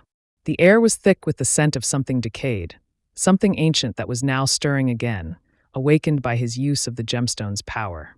Sergei's thoughts were interrupted by a sudden crackle in the air. A low hum vibrated through the stone beneath his feet, a warning, perhaps, or a sign of something to come. His fingers tightened around the gemstone, the pulsing glow in his hand intensifying. The temperature in the chamber seemed to drop, a chill creeping into his bones, and Sergei felt a coldness gnawing at the edges of his mind. He shook his head, trying to clear the fog that had settled over him. He couldn't afford to be distracted. He had faced the price, but he had not yet faced what came after. The energy from the gemstone surged through him once more, a reminder of the power he wielded, and a reminder of the burden it carried. But Sergei had learned something in the fight. He had learned to control the power, to harness it, not as a tool, but as a part of himself. The lion spirit had guided him through the darkness, and now, as he stood alone in the ruins, he knew that it would continue to guide him. But the path ahead was uncertain, and the consequences of his actions had only just begun to unfold. He turned away from the center of the chamber, stepping cautiously toward the exit. The shadows of the ruins stretched long and dark, as if watching him, waiting. The air was thick, oppressive, and Sergei could feel the weight of something watching him, following him. He had expected the consequences to come immediately after the battle, but now, as he walked through the crumbling halls, he realized that there was more to this place than he had thought. The gemstone in his hand pulsed again, and Sergei's heart skipped a beat. He glanced down at it, his fingers trembling slightly as he held it closer to his chest. The glow was brighter now, almost as if the gemstone was reacting to something outside of him. Something that was coming. He quickened his pace, his footsteps echoing in the silence. The ruins seemed to stretch endlessly before him, each turn and corridor leading him deeper into the heart of the unknown. Sergei had no idea what lay ahead, but he could feel it in his bones. The sense of something vast and ancient, something that had been waiting for him. As he moved further into the labyrinthine depths of the ruin, the air grew even colder. The faintest whispers danced on the edge of his hearing, unintelligible murmurs that seemed to come from all around him. The shadows that clung to the walls seemed to stretch and writhe, as if alive, as if reaching out to him, beckoning him deeper into the ruin's heart. Sergei paused for a moment, his instincts screaming at him to stop, to turn back. But there was no turning back. Not now. He had come too far, and the power in his hand, the power that was both his strength and his curse, demanded that he continue. With a deep breath, Sergei moved forward, his footsteps a steady rhythm in the stillness of the ruins. He didn't know what was coming, but he knew that whatever it was, he had to face it. The gemstone's glow illuminated the path ahead, casting long shadows along the walls, but it did little to ease the sense of dread that weighed heavily on his chest. At the end of the hall, the shadows seemed to gather in a swirling mass, thick and dense, as though forming into something tangible. Sergei's heart raced in his chest as he approached, the gemstone still pulsing with an energy that seemed to echo the growing tension in the air.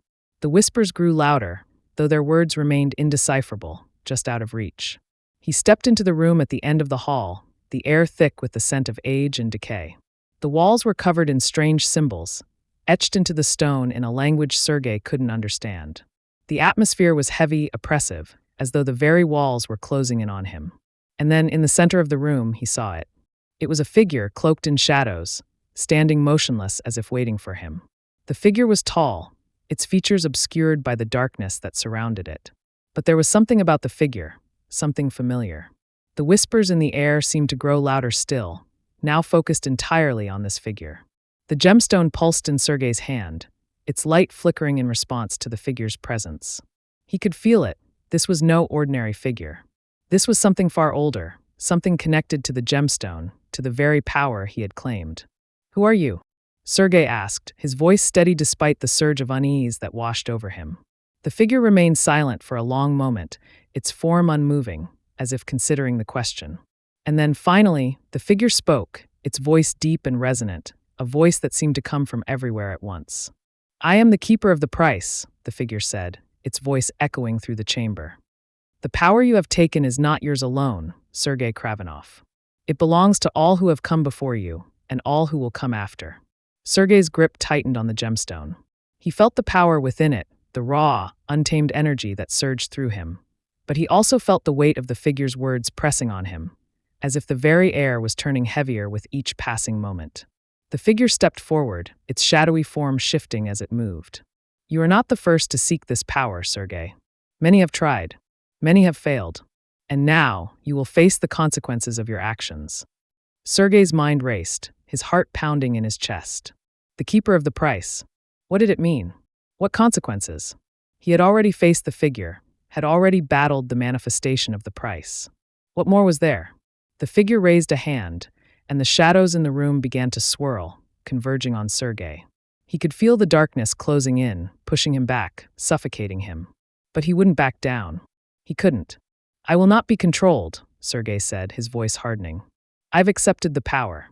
I've already faced the price. And I will control it." The figure's laughter echoed around him, cold and hollow. "Control it? You think you can control the price? The price will control you, Sergei. And you will learn what it means to wield a power that was never meant to be yours." The figure's words resonated in the cold air of the chamber, a warning that Sergei felt deep in his bones. He stood firm, feeling the weight of the gemstone in his hand, its light flickering in response to the growing darkness. The power within it surged, but so too did the shadows that surrounded him. The balance was delicate, and Sergei knew that with every passing moment, he was walking the razor's edge between control and destruction. The figure's form shifted once more, its presence growing even more oppressive as it moved closer. Sergei could feel the pressure building around him, as if the very walls of the chamber were closing in. The air grew heavier, thicker with an unseen force that pressed against his chest. It was almost as if the figure's essence was absorbing the light, the very energy from the gemstone, and in return, the darkness was becoming more powerful. Sergei tightened his grip on the gemstone, trying to channel its energy, but it was as though the stone itself was resisting him. The power that had once felt like an extension of his own body was now something alien, something that threatened to slip out of his control. He could hear the lion spirit roaring in his mind, a primal call to action, but even that felt distant, drowned out by the overwhelming force of the figure's presence. "I told you," the figure said, its voice low and resonant. "The price cannot be controlled by mere mortals. You may think you are the master, but the truth is, the price will be your undoing." Sergei's pulse quickened. The shadows seemed to grow larger, more tangible, curling around his limbs like tendrils, as though the very darkness itself was trying to claim him. He fought back, pushing forward with all the power he could summon, but it was like trying to hold back a tide with bare hands. The gemstone's light flickered again, struggling against the dark forces that were enveloping him. "You don't understand," Sergei muttered through gritted teeth. "This power is mine. I've earned it." The figure stepped closer, its form now almost towering over Sergei. Its face remained obscured in the swirling darkness, but Sergei could feel its cold gaze locking onto him, studying him with an unnerving intensity. "Earned it?" the figure scoffed. "The price is not something that can be earned. It is something that must be paid. And you have only just begun to pay." With that, the figure raised both hands, and the shadows around Sergei erupted in a violent explosion. The darkness spiraled outward, a vortex of raw, malevolent energy that seemed to have no end. Sergei stumbled back, his legs faltering as the weight of the shadows pressed harder against him. He tried to call on the gemstone's power, but it felt like a distant memory. The more he pushed, the more the darkness seemed to resist, pulling the energy from him, leaving him drained and vulnerable. The shadows wrapped around his limbs, pulling him closer to the ground, binding him in a suffocating grip. The figure's voice rumbled through the air like thunder. "You will never control the power you've claimed. You are but a vessel, Sergei Kravinoff. And like all vessels, you will break under the weight of what you hold." The pressure mounted, and Sergei could feel himself weakening, his strength draining with every passing second. His body felt heavy, the weight of the gemstone in his hand almost unbearable now. It was as if the power that had once made him feel unstoppable was now a millstone around his neck. But Sergei refused to give in. He couldn't. He had come too far. The lion spirit within him stirred, its roar filling his mind, urging him to fight, to break free from the darkness that sought to claim him. With a primal cry, Sergei pushed against the shadows, his body trembling with the effort. The gemstone flared to life once more, its light blazing in the heart of the darkness like a beacon. For a brief moment, the shadows receded, as if the light had pushed them back, but the figure did not falter. "You cannot escape," the figure said, its voice now a low hiss. "You are bound to the price, Sergei. Your fate is sealed. There is no turning back." Sergei's heart raced as the shadows began to close in again. He could feel the pull, the inescapable gravity of the figure's words, but he fought against it, summoning the last of his strength, channeling all of his will into the gemstone. The lion spirit surged within him, and Sergei let out a roar of defiance as the light from the gemstone erupted in a brilliant, blinding flash. The room was filled with light, and for a moment, everything seemed to freeze. The shadows halted, their reach suddenly stilled, and Sergei felt a strange, almost overwhelming sense of calm. The power within him, within the gemstone, was his to command again. The figure's form wavered, flickering in and out of existence, as though the light had wounded it, or at the very least, interrupted its control over the shadows. It was momentarily weakened, its presence lessened in the face of Sergei's defiance. "You are stronger than I thought," the figure said, its voice now tinged with an edge of surprise. "But even your strength will not be enough to undo what has been set in motion." Sergei's breath came in ragged gasps as he fought to steady himself, his body still trembling from the intensity of the battle. The light from the gemstone pulsed with a renewed power, its energy flowing through him once again. This time, he could feel the full extent of the gemstone's power within him, a force that was both a blessing and a curse. It was his to wield, but it was also something that sought to consume him. "You're wrong," Sergei said, his voice steady despite the turmoil within him. "I've faced the price, and I will not let it control me." The figure's form shifted again, its presence reasserting itself, the shadows once more crawling towards Sergei like tendrils. But now they seemed less certain, less confident. The figure's power had been momentarily broken, and Sergei could feel the difference. For the first time since he had claimed the gemstone, he felt a glimmer of hope. "You may fight, Sergei Kravinoff," the figure said, "but in the end, the price will always claim its due." With those final words, the figure vanished, dissolving into the shadows from which it had come. The air grew still, the tension lifting just slightly, though Sergei knew this was far from over. He had only delayed the inevitable. The gemstone in his hand still pulsed, its light flickering like a dying star. He had faced the figure, the keeper of the price, and he had survived. But there was no mistaking it. This was only the beginning. The true cost of the power was still to come, and Sergei had no idea what awaited him. All he knew was that he had to press forward, no matter the consequences. He had made his choice, and now there was no turning back. Chapter 7. The Unraveling Path. The ruins were eerily quiet now. The shadows that had once filled the air seemed to have retreated, but Sergei knew better than to think the danger had passed. The power that coursed through his veins, a power granted by the gemstone, still pulsed relentlessly, its glow dim but constant. It was as though the light within him was fighting the darkness that surrounded him, a battle that would only grow more fierce with each passing moment. Sergei could feel the weight of the gemstone in his hand, its energy a constant reminder of the pact he had made, of the price he had yet to fully pay.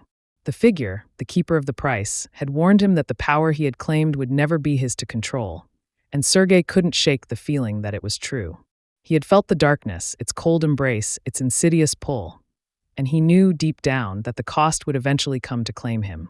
But there was no going back. Not now. He had faced the figure in the heart of the ruin, and though he had won the battle, he knew it was only a temporary victory. The path he had chosen was irreversible. The power, the responsibility, the darkness, it was all part of him now.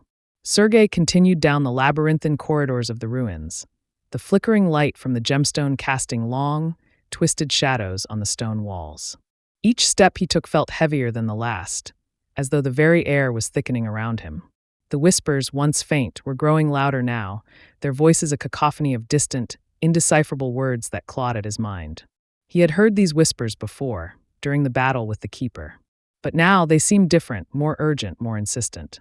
They spoke in a language that was alien, foreign, yet Sergei felt as though he understood their meaning on some level, as though they were trying to tell him something.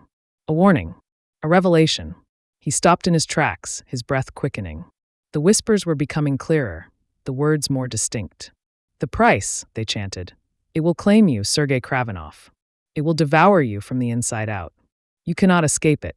Sergei gritted his teeth, trying to block out the voices. They were merely a manifestation of his fear, his doubt. The power he held was his. He would control it. He had to.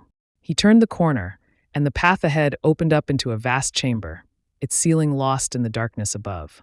The air was thick with the scent of decay, of time long past. At the far end of the chamber, a faint light flickered, its source hidden in the shadows. Sergei's instincts told him to be cautious, but his curiosity, the drive to uncover the truth, to understand the power he wielded, pushed him forward. As he approached the light, it grew brighter, the glow intensifying. The walls of the chamber seemed to pulse with the rhythm of his heartbeat, the energy in the air vibrating around him. He could feel it, the connection to the gemstone, the pull of something ancient and powerful, something beyond his understanding. He stepped into the light, and the world seemed to shift.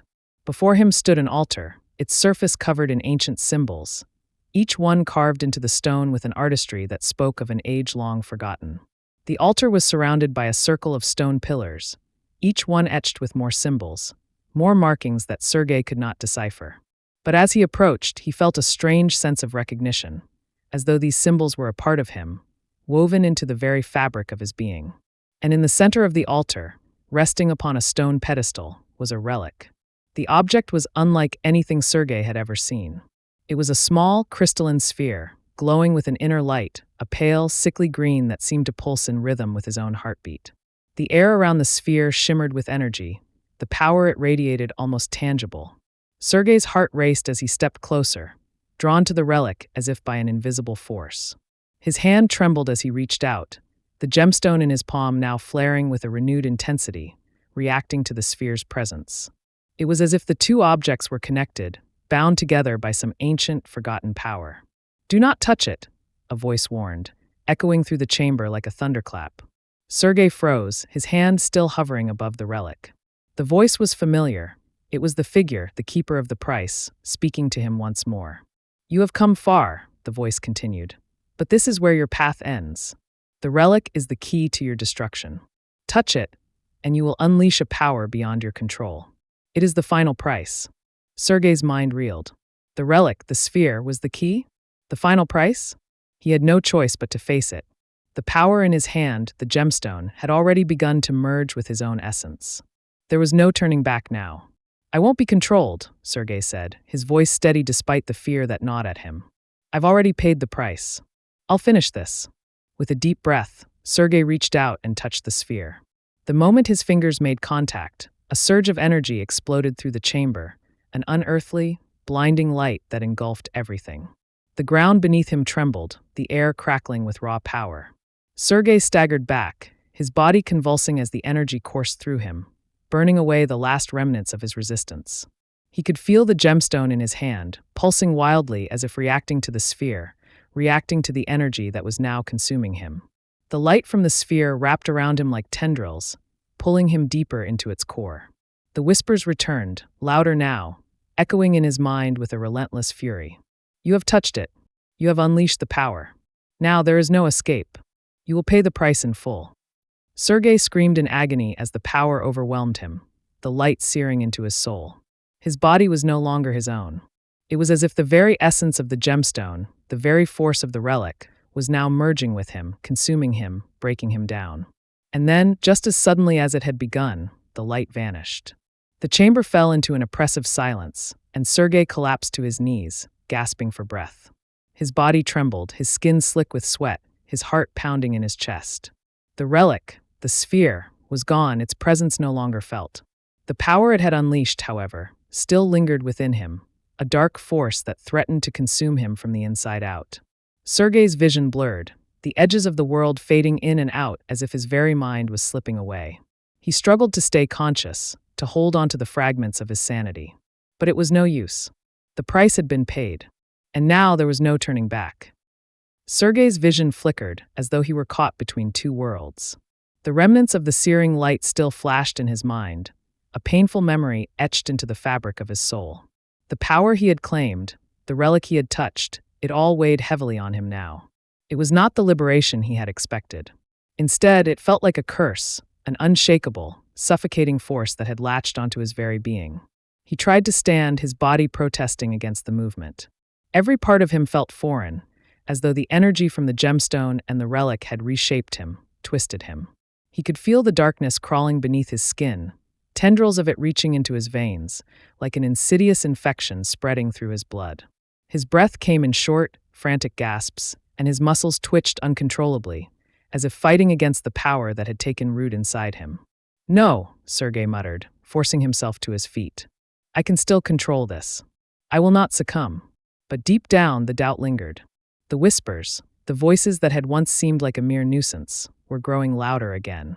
They were inside his head now, their relentless murmuring cutting through his thoughts like knives. "You think you can resist," the whispers jeered. "You think you can fight the price. But it is too late, Sergei Kravinoff. You have made your choice. The power is yours, but it will destroy you, just as it destroyed all those before you." Sergei clenched his fists, the gemstone in his hand flaring briefly, as if to respond to his defiance.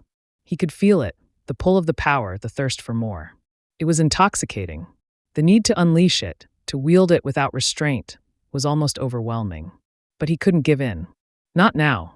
He staggered forward, forcing his mind to focus, to block out the voices that sought to drown him. The chamber around him seemed to close in, the walls growing closer with every step he took. The power within him raged like a storm, but Sergei held firm, fighting the urge to give into it, to let it control him. Ahead, the passage narrowed, the stone walls slick with moisture. The light from the gemstone illuminated the way, casting long, jagged shadows that seemed to stretch toward him as though alive. His breath quickened, and the air grew colder, heavier, pressing against him with an almost suffocating force. The deeper he went, the more oppressive the atmosphere became. It was as though the very place was alive with ancient malice. Sergei's thoughts raced, his heart pounding in his chest. Where was he going? What was the next step? He had come this far, and yet the path was still unclear. The whispers, the relentless voices, continued to speak in that strange, otherworldly language, filling his mind with chaos. Their words were no longer just distant murmurs. They were now clear, sharp, and full of venom. "You cannot run from your fate," they hissed. "You cannot escape the price. It will devour everything you love, everything you hold dear." Sergei's fingers tightened around the gemstone, and for a fleeting moment, he felt the urge to unleash its power. To strike back at the darkness, to silence the voices that tormented him. But as quickly as the thought entered his mind, he shoved it away. This was not who he was. He would not let the power define him. He had control. He had to have control. His thoughts were interrupted by a sharp sound, a sudden, loud crack that echoed through the chamber. Sergei stopped in his tracks, every muscle tensing in preparation. The sound had come from somewhere ahead, somewhere deep in the passage, but he couldn't pinpoint where. He moved cautiously, his every step measured, aware that something was watching him. He could feel the presence, something was waiting for him, hidden in the shadows. The hairs on the back of his neck stood on end as he slowly advanced, his hand still clutching the gemstone, its light now pulsing more erratically, as though responding to the growing tension in the air. The walls of the passage were covered in strange, unfamiliar symbols, much like the ones in the chamber with the altar. The markings seemed to shift as he passed them, as though they were alive, changing shape, alive with some ancient, unspoken power. Sergei's mind struggled to make sense of them, but the meaning eluded him. His focus, however, remained on the feeling that something was close. Something was waiting. Then, just as he reached a narrow bend in the passage, a shape emerged from the shadows. It was like nothing Sergei had ever seen. A figure that seemed to shift and warp with the darkness itself, its form indistinct, made of shifting shadows and shifting forms. Its eyes, if they could be called eyes, glowed faintly in the dim light, and it watched him with a hunger that sent a chill down his spine. "Another one," the figure rasped, its voice like the scratching of nails on stone. "Another fool who thinks he can control the price. You are not the first to seek its power." Sergei took a step back, instinctively raising the gemstone in his hand. The light flared again, but the figure was not deterred. It seemed to grow even larger in the flickering light, its presence looming over him like a dark cloud, suffocating and oppressive. "You think you are different," the figure continued, its voice dripping with contempt. "But you are nothing more than another pawn in the game. The power will consume you, Sergei Kravinoff. There is no escape." Sergei's heart raced, but he forced himself to remain steady. The figure's words echoed in his mind, stirring up the fear that had already taken root within him. The price, was this what he had truly bargained for? Was this the consequence of his choices? But he wouldn't let it end like this. He wouldn't be a pawn. Not again. He stepped forward, his voice strong despite the tremor in his chest. "I will not be consumed. I will control this power, and I will use it to destroy whatever stands in my way." The figure laughed, a hollow, mirthless sound that reverberated through the passage. "You have no idea what you're dealing with," it said, its voice low and dangerous. "But you will. Soon enough."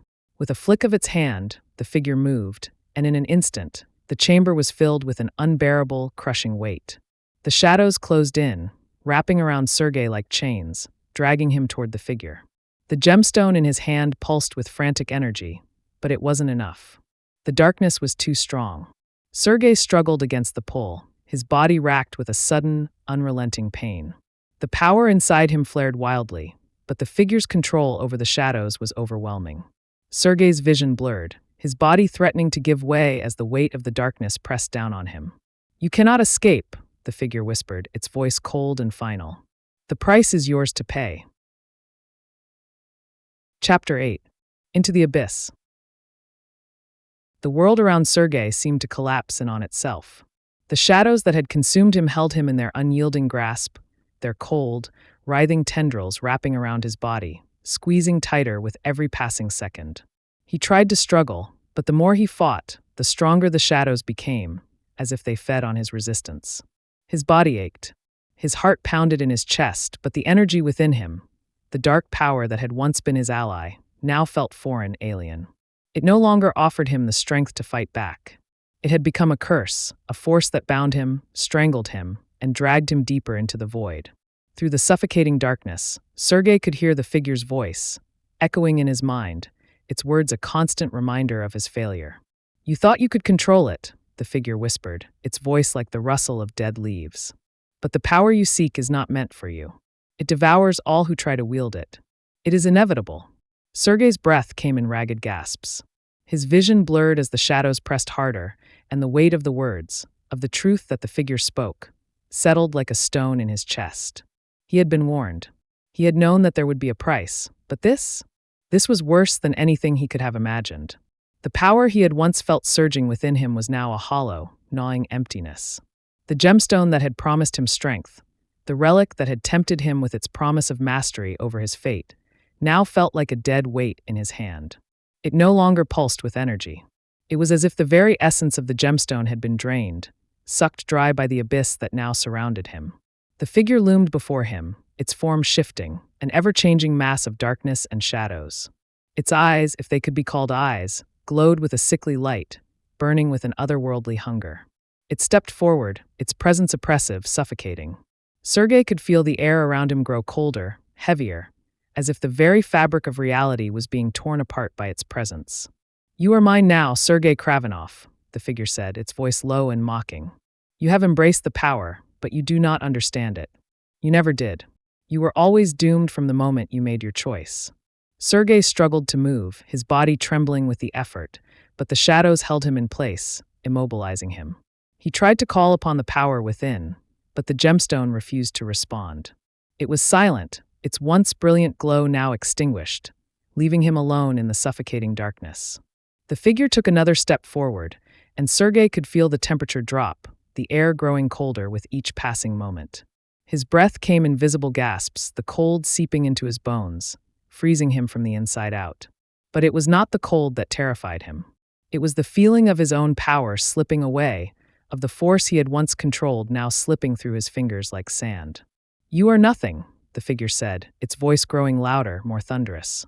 "You are just a vessel, a tool for the darkness. And now you will become part of it." Sergei's mind raced. He couldn't let this happen. He couldn't allow the darkness to consume him completely. There had to be a way out. There had to be a way to regain control. He reached for the gemstone, desperately clutching it in his hand, hoping for even the faintest spark of energy. But it was as if the gemstone had died, its power extinguished, leaving him with nothing but an empty shell. The figure stood before him, its form swirling in the dark, waiting for him to succumb, waiting for him to break. But Sergei refused. He refused to give in. With every ounce of willpower, he focused on the one thing that had kept him alive for so long.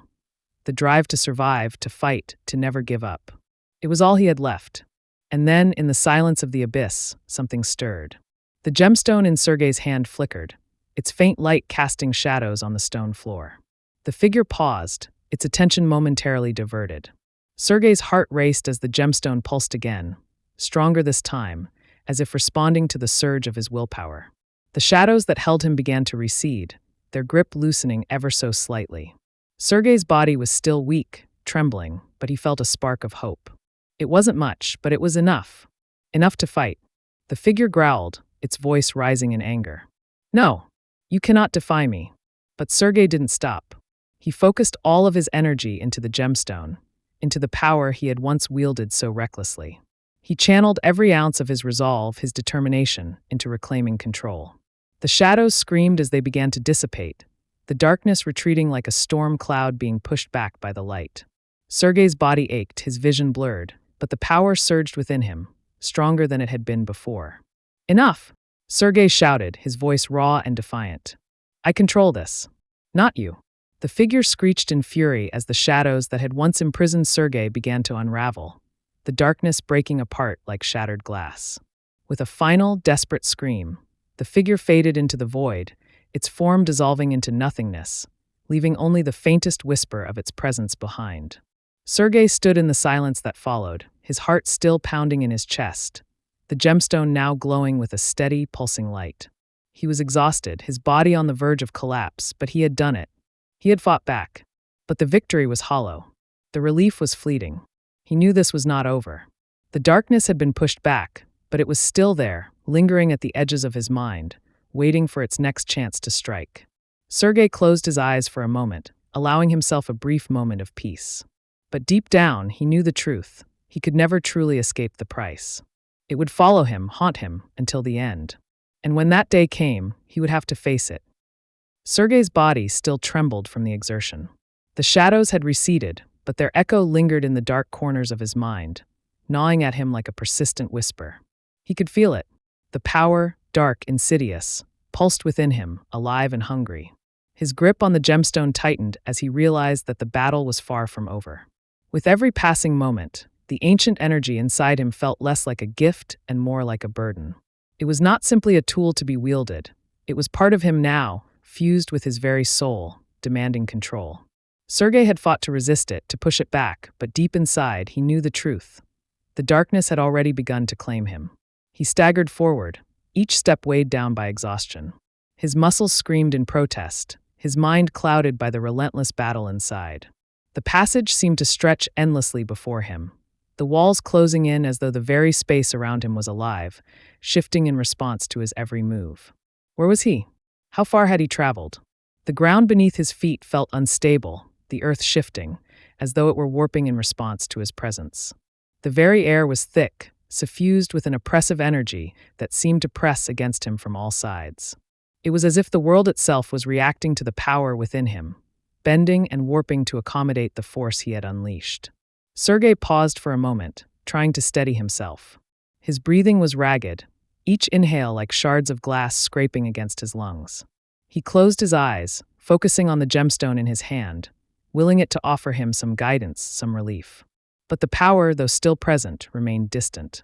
It was there, pulsing softly beneath his skin, but it did not respond to his pleas. The darkness, the abyss. It was always there, just beyond the surface, waiting for the smallest crack, the faintest moment of weakness, to slip through. He had made a choice. He had chosen to embrace the power, to take control of it. But at what cost? Sergei shook his head, pushing the thoughts aside. He couldn't afford to dwell on the consequences. Not now. He had to keep moving. He had to find a way out of this place. There had to be a way to reverse the damage, to put an end to the curse that had been placed upon him. With grim determination, he continued down the passage, his senses on high alert. The air around him was thick with an unnatural stillness, the silence pressing down on him like a physical weight. It felt wrong. It felt as though something was watching him, lurking just out of sight, waiting for the right moment to strike. Suddenly, the ground beneath his feet trembled. Sergei froze, his eyes darting around the darkened corridor. The tremors were faint at first, just a subtle shift in the earth beneath him, but they quickly grew stronger, more violent. The walls seemed to crack and groan, and the passage ahead of him became bathed in a flickering red light. A sound echoed through the chamber, low and ominous, like the rumble of thunder. Sergei's heart raced, his instincts screaming at him to run. But where? How could he escape something that had already taken root within him? The red light intensified, casting long shadows along the walls. It pulsed in time with his heartbeat, a rhythm that seemed to sync with the dark power inside him. The air grew thick with a tangible sense of foreboding, and Sergei felt his hands clench tighter around the gemstone, the only thing that seemed to anchor him to reality.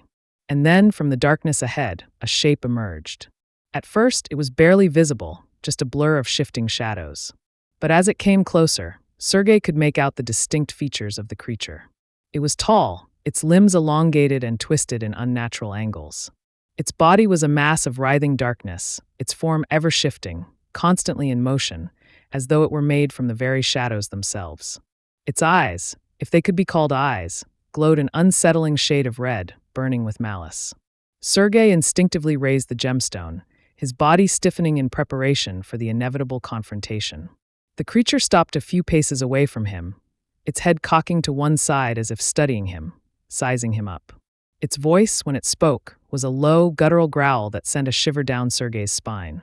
You are not like the others," the creature rasped. "You have embraced the darkness.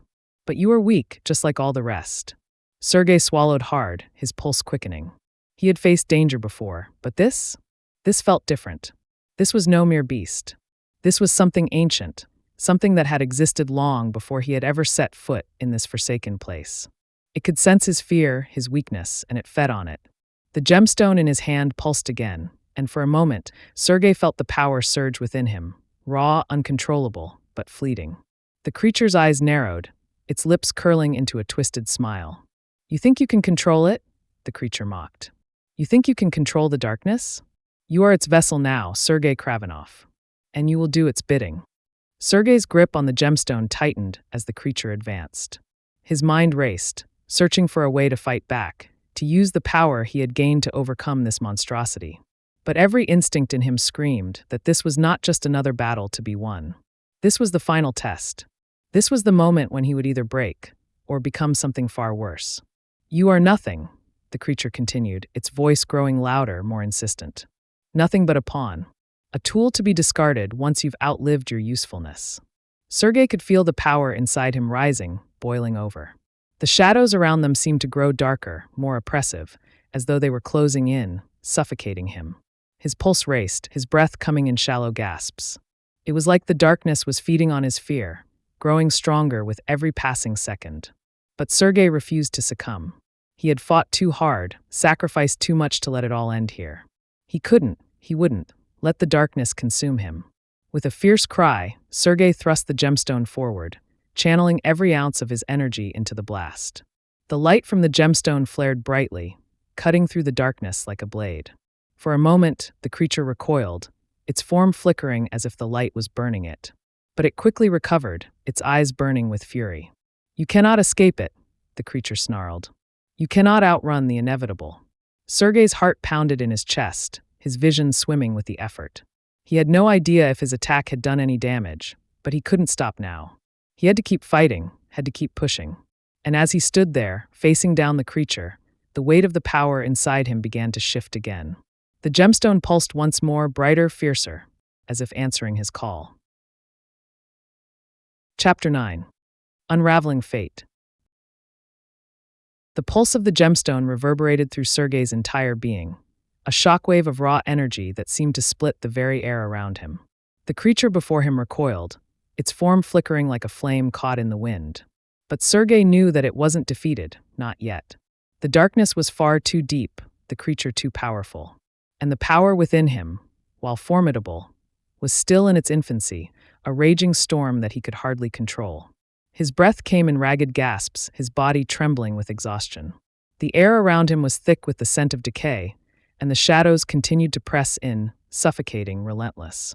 It was as if the very walls of the cavern were closing in on him, echoing with the weight of centuries of darkness. And at the heart of it all stood the creature, its eyes glowing with an eerie malevolence. You cannot hide behind your light forever, Sergei Kravinoff, the creature hissed, its voice a distorted cacophony. The darkness is in you now. There is no escape. Sergei's grip on the gemstone tightened. The power within him surged once again, filling him with a sense of fleeting confidence. He wasn't sure how much longer he could keep it under control, but he couldn't afford to lose focus. Not now. Not when he had come so far. You're wrong, Sergei said, his voice rough but steady. I control the darkness. Not the other way around. The creature's laughter was low and guttural, echoing off the walls in a chorus of mocking tones. Control, it sneered. You think you have control? You are nothing more than a vessel for what you cannot comprehend. You will succumb to it. You will become part of it. Sergei's pulse quickened. The words were familiar, haunting. They were the same words that had plagued him ever since he had first come into contact with the gemstone. The same warnings that had echoed in his mind as the power within him began to grow. But he couldn't allow himself to believe them. He couldn't let the darkness define him. The gemstone in his hand pulsed again, brighter this time, casting a blinding light across the cavern. Sergei felt the surge of energy, the power of the gemstone flowing through him like a river unleashed. But even as the light expanded, he could sense the shadows around him resisting it, pushing back with equal force. It was a battle for dominance, a war between light and dark, and Sergei was right in the middle of it. The creature lunged forward, its form shifting and twisting like liquid shadow. Sergei barely had time to react, raising his hand to deflect the blow. The air around him crackled with energy as the two forces collided, a violent clash that sent shockwaves rippling through the chamber. The creature's claws scraped against the energy field surrounding Sergei, but they couldn't break through. Not yet. You cannot hide from what you are, the creature growled, its voice dripping with venom. You're just like me. Just a shadow. Sergei's heart raced, but he refused to back down. He had faced the darkness for so long, and he wouldn't let it take him now. Not after everything he had been through. Not after the sacrifices he had made. With a defiant roar, Sergei pushed forward, focusing all his energy on the gemstone. The light it emitted grew brighter, flooding the cavern with blinding brilliance. For a moment, he thought he saw the creature hesitate, its form flickering as though the light was burning it. But it wasn't enough. The creature retaliated, its form reforming into a mass of tendrils and shifting shadows. It lunged at Sergei, its eyes burning with hatred, its claws aimed straight for his chest. Sergei's instincts kicked in.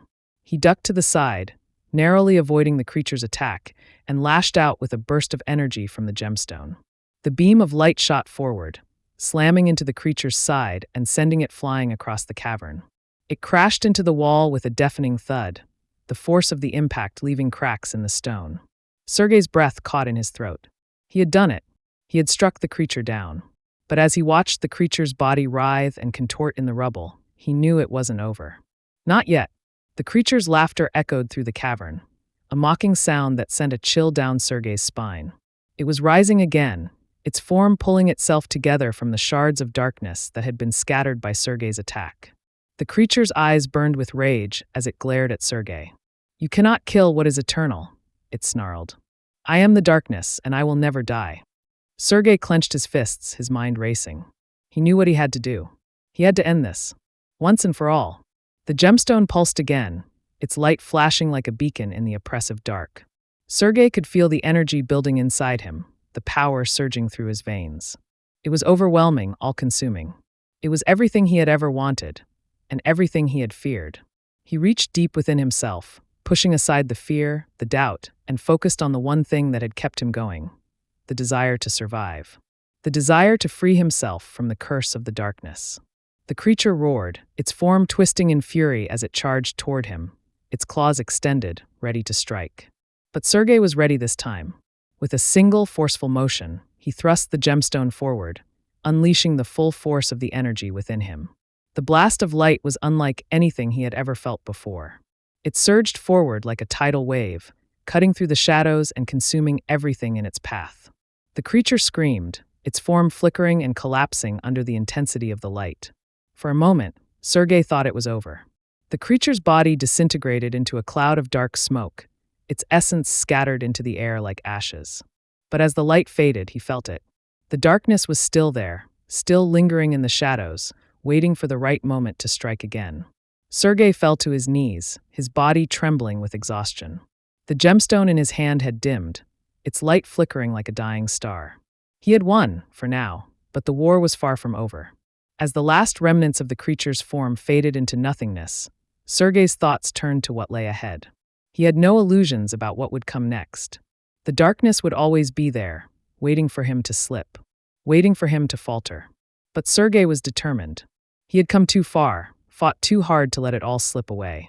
The darkness might be eternal, but so was his resolve. He had faced it, and he had survived. For now. Sergei's body was battered and worn, his limbs aching from the battle that had taken everything from him. His chest rose and fell with each shallow breath, his pulse a thundering drumbeat in his ears. His vision swam with dizziness, the remnants of the energy he had expended clouding his senses. But he could still feel it, the darkness, still there, coiling beneath his skin, ready to burst forth at the slightest provocation. He looked down at the gemstone, the source of his power, and felt a deep unease.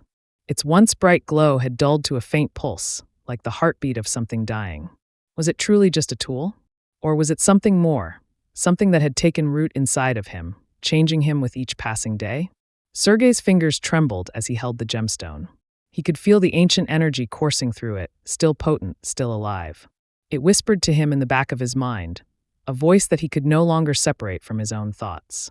It promised power, dominance, control. But at what cost? He pushed the thoughts aside. There would be time for reflection later. For now, there was only survival. Rising unsteadily to his feet, Sergei scanned the cavern around him. The air was thick with the remnants of the battle, the atmosphere heavy with the lingering presence of the creature that had tried to take him down. But there was no sign of it now. The cavern was silent, still, save for the soft echo of his own breathing. But the silence was deceptive.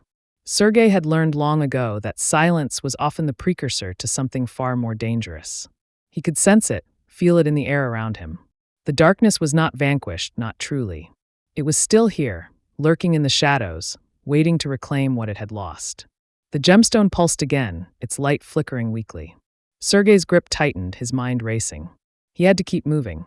The longer he stayed in one place, the greater the chance that the darkness would find him again. And he wasn't sure if he could survive another encounter.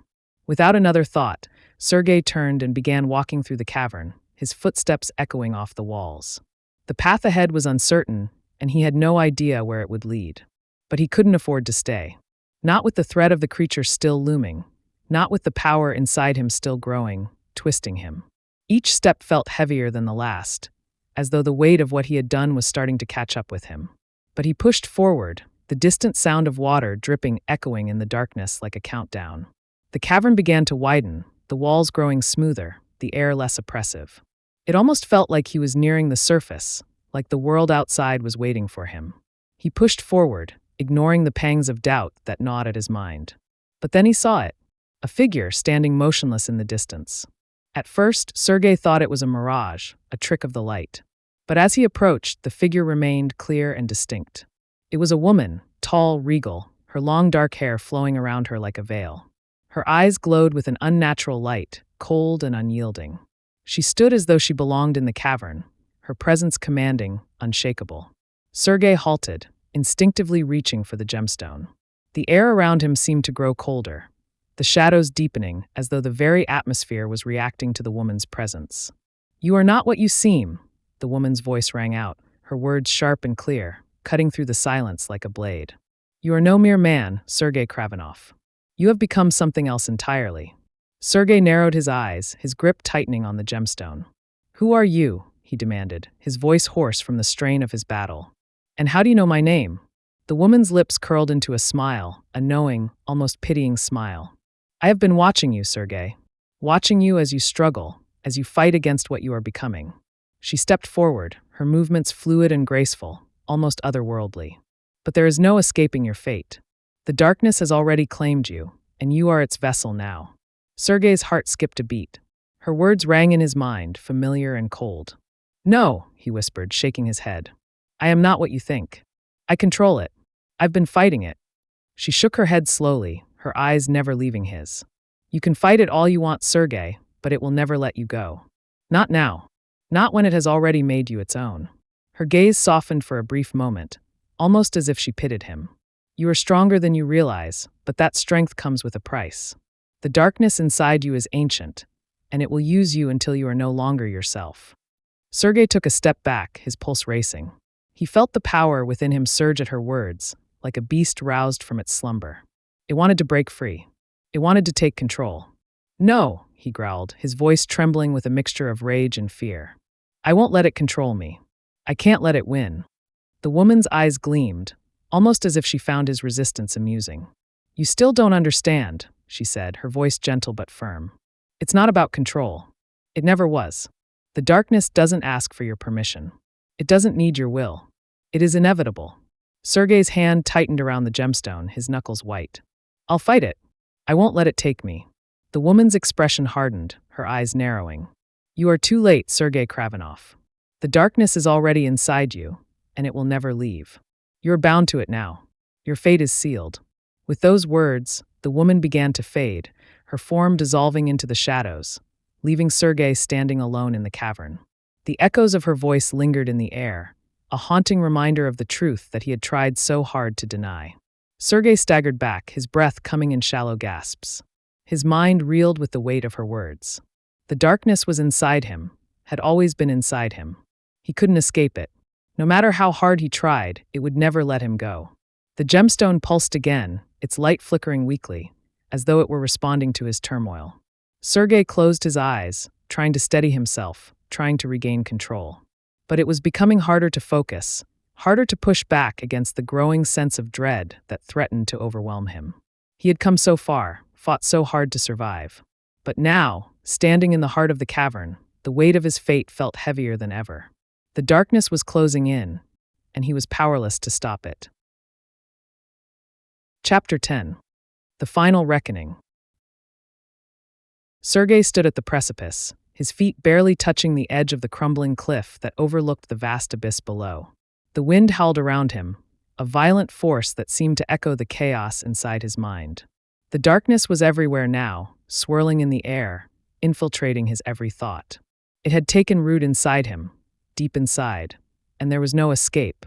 The battle that had raged within him for so long was reaching its bitter conclusion. His fingers tightened around the gemstone in his hand, the once bright light now a dull, flickering glow. He had tried to control it, to harness the power that surged within him, but it was no use. The darkness had already claimed him, and now there was no turning back. He could feel its presence in every cell of his body, its whispers seeping into his very soul. "You're too late," the voice echoed in his mind, the same voice that had taunted him for so long. The same voice that had promised him power, but had only led him down a path of ruin. "You thought you could escape it, but you were always meant to be its vessel. You were always meant to be mine." Sergei's heart pounded in his chest as the shadows around him grew darker, more oppressive. The wind intensified, whipping around him like a vortex, pulling at his clothes, his hair. The sky above had turned an unnatural shade of black, a swirling maelstrom that seemed to mirror the chaos inside him. The storm was gathering, and the final confrontation was upon him. He closed his eyes for a moment, steadying himself. He had come this far, endured so much, and fought against the darkness with everything he had. But now, as the storm raged around him, He couldn't help but feel the weight of his failure. The darkness was not something he could defeat. It was a force greater than him, something ancient and beyond his understanding. And yet, he refused to give in. He had faced the creature in the cavern. He had fought the darkness in every form it had taken, from the monstrous to the unseen. And he had survived. He would survive this too. "I will not be your puppet," Sergei whispered through gritted teeth. "I will not be consumed." With a final, desperate cry, he thrust the gemstone forward, releasing the last of the energy that had been building inside him. A blinding light erupted from the stone, a beam of pure power that cut through the storm like a blade through the night. For a moment, everything was still, frozen in place, as the light expanded outward, pushing back the darkness. But it wasn't enough. The darkness recoiled, but only for a moment. Then it surged forward again, a wave of shadows that seemed to swallow the light whole. Sergei felt his strength fading, his body trembling from the exertion. The gemstone in his hand pulsed weakly, its light flickering as if it too were nearing the end of its power. "You think this will stop me?" the voice mocked, a dark presence in his mind. "You can never defeat me. You are mine now, Sergei Kravinoff. And you will remain mine forever." Sergei's knees buckled, his body collapsing to the ground as the weight of the darkness pressed down on him. The gemstone slipped from his fingers, falling into the abyss below, its glow extinguished in an instant. The storm intensified, the winds howling louder as the darkness closed in around him. Sergei could feel the cold touch of it, icy, suffocating, creeping up his spine, curling into his very soul. His mind raced, the thoughts of his past flashing before him, the choices that had led him to this moment. He had wanted to be more. He had wanted to escape his past, to be something greater. But now, all that remained was the dark truth of who he was, and who he had become. As the darkness swallowed him whole, Sergei felt himself drifting. His consciousness slipped away, a sense of finality settling in. The storm raged above him, the world collapsing into a chasm of emptiness.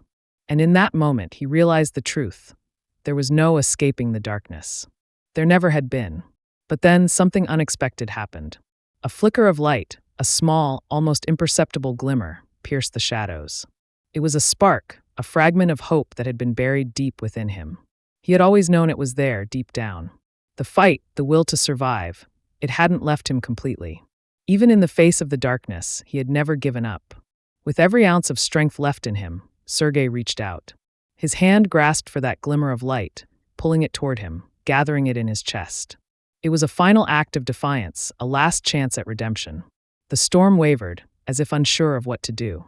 The darkness trembled for the first time, a flicker of doubt creeping into its all-encompassing grip. Sergei's heart beat in rhythm with the pulse of the light, growing stronger, more powerful with each passing second. And then, with one final burst of energy, Sergei rose to his feet. The darkness screamed, an unholy wail that echoed through the chasm, but it could not stop the light. The storm parted, the shadows receding in the face of the brilliance that Sergei had summoned. The light enveloped him, washing over him like a wave, cleansing him of the darkness that had sought to consume him. For a moment, Sergei felt weightless, free from the burden that had held him captive for so long. His body was no longer trembling, no longer fighting against the force inside him. He was no longer a vessel for the darkness. He was free. The light pulsed one final time, and then everything went still. The storm had passed. The darkness had been banished, its power broken. Sergei stood alone at the edge of the abyss, his body trembling with exhaustion, but his heart lighter than it had ever been. He looked down at his hands, now free from the corruption that had consumed him for so long. The gemstone was gone, lost to the void, but it didn't matter. The power that had once defined him was no longer part of his soul. For the first time in his life, Sergei Kravinoff felt truly free. The wind had died down, the storm had faded, and the world before him seemed to stretch out in infinite possibilities. The darkness was no longer his enemy. It had been a part of him, yes, but now it was gone. And in its place, there was only light. Sergei turned away from the precipice, his eyes drawn toward the distant horizon. It was a new beginning, a fresh start. And this time, he would choose his own path. The final reckoning had come, and he had won. As Sergei walked away from the edge of the abyss, the echoes of the past slowly began to fade into the distance. Each step felt heavier than the last, but there was a sense of purpose driving him forward now, a quiet certainty that had eluded him for so long. The storm had passed, but the consequences of everything he had endured remained. The land before him was barren, desolate, marked by the scars of the battle that had just taken place. Yet, there was an undeniable beauty in its stillness, a calm that followed the chaos. The winds had died, and the sky above was clear, free of the swirling black clouds that had once threatened to swallow everything. In the aftermath of the storm, there was a peace, a fragile hope that hung in the air like the first light of dawn. Sergei's heart still raced, but it was no longer out of fear. Now, it beat with the steady rhythm of someone who had survived. Someone who had emerged from the shadows and walked into the light, no longer burdened by the darkness that had defined him. He continued walking, moving with a sense of quiet resolve, knowing that his journey was far from over. There was still so much to face, so much to rebuild, but for the first time in what felt like forever, Sergei had a sense of direction. The gemstone, the source of his power, was gone, and with it, the force that had haunted him. But it wasn't the end. It was only the beginning. As he moved deeper into the desolate landscape, his thoughts turned inward. The darkness that had threatened to consume him was now a part of his past. It had shaped him, molded him, but it no longer defined him. Sergei knew that the fight would never truly be over, that the darkness would always be there, lurking in the corners of his mind, waiting for an opportunity to return. But now he understood it. He had faced it, and he had emerged victorious. In the distance, he saw something faint but unmistakable. A flicker of movement. At first, he thought it was just his mind playing tricks on him, the exhaustion of the battle still clouding his senses. But then the figure became clearer. A person, standing at the edge of a small clearing, watching him approach. Sergei tensed, his instincts sharpening as he reached for the emptiness where the gemstone had once been. But there was no need for it. No need for weapons. Not anymore. The figure stepped forward, and Sergei's eyes widened as recognition hit him. It was her. The woman from the cavern. The one who had spoken to him before. The one who had warned him that the darkness had already claimed him. But she didn't look the same. She was no longer a distant figure, shrouded in mystery and power. Now, she was human, vulnerable, standing before him as if waiting for something. Her eyes, which had once been filled with cold certainty, now held a flicker of something else. Hope. Curiosity. Sergei stopped in his tracks, unsure of what to say. The woman's gaze met his, and for a moment, there was silence between them. The weight of everything they had both endured hung in the air, unspoken but understood. You. Sergei began, his voice hoarse from the battle, from everything he had just experienced. What are you doing here? The woman's lips curved into a faint smile, one that was almost warm. I was waiting for you, she replied softly. I knew you would come. I knew this day would come. Sergei frowned, confusion clouding his thoughts. Why? Why would you wait for me? After everything. The woman stepped closer, her eyes never leaving his. Because, she said slowly, I was once like you. I too was consumed by the darkness. I too fought it, and for a time I thought I had won. But the truth is, Sergei, the darkness never truly leaves us. It becomes a part of us, shaping us, changing us in ways we can't always see. But it's not the end. It's only the beginning. Sergei took a step back, his heart pounding again. He had thought he was free. He had believed that, by defeating the darkness, he had sealed it away forever. But her words, her presence, made him question everything. What are you saying? He asked, his voice thick with uncertainty. The woman's expression softened, and she reached out, placing a hand on his shoulder. I'm saying that your journey isn't over. You fought the darkness, yes, but now you must learn to live with it. You must learn how to harness it, to control it, or it will control you. Sergei's breath caught in his throat. He wanted to reject her words, to deny them, but deep down he knew the truth. The darkness was a part of him. It always had been. And as much as he wanted to walk away from it, to leave it behind, he knew that would never be possible. You're not alone, the woman continued, her voice gentle but firm. There are others like you. Others who have fought, others who have fallen, and others who are still lost in the darkness. You are part of something bigger now, Sergei. You have a choice. You can choose to let the darkness consume you, or you can choose to fight alongside those who understand what you've been through. Sergei stared at her, the weight of her words settling deep within him. She was right, in a way. The darkness wasn't something that could simply be defeated. It was something that had to be accepted, understood, and perhaps even used. I don't know if I can control it, he admitted quietly. I don't know if I can ever be free of it. The woman nodded, her eyes filled with understanding. You don't have to be. You just have to learn how to live with it. It's not about defeating the darkness. It's about embracing the light that can exist alongside it. For the first time in what felt like an eternity, Sergei felt a sense of peace. Not complete peace, but a quiet acceptance of the truth. He wasn't done. The darkness might never truly leave him, but it didn't have to define him.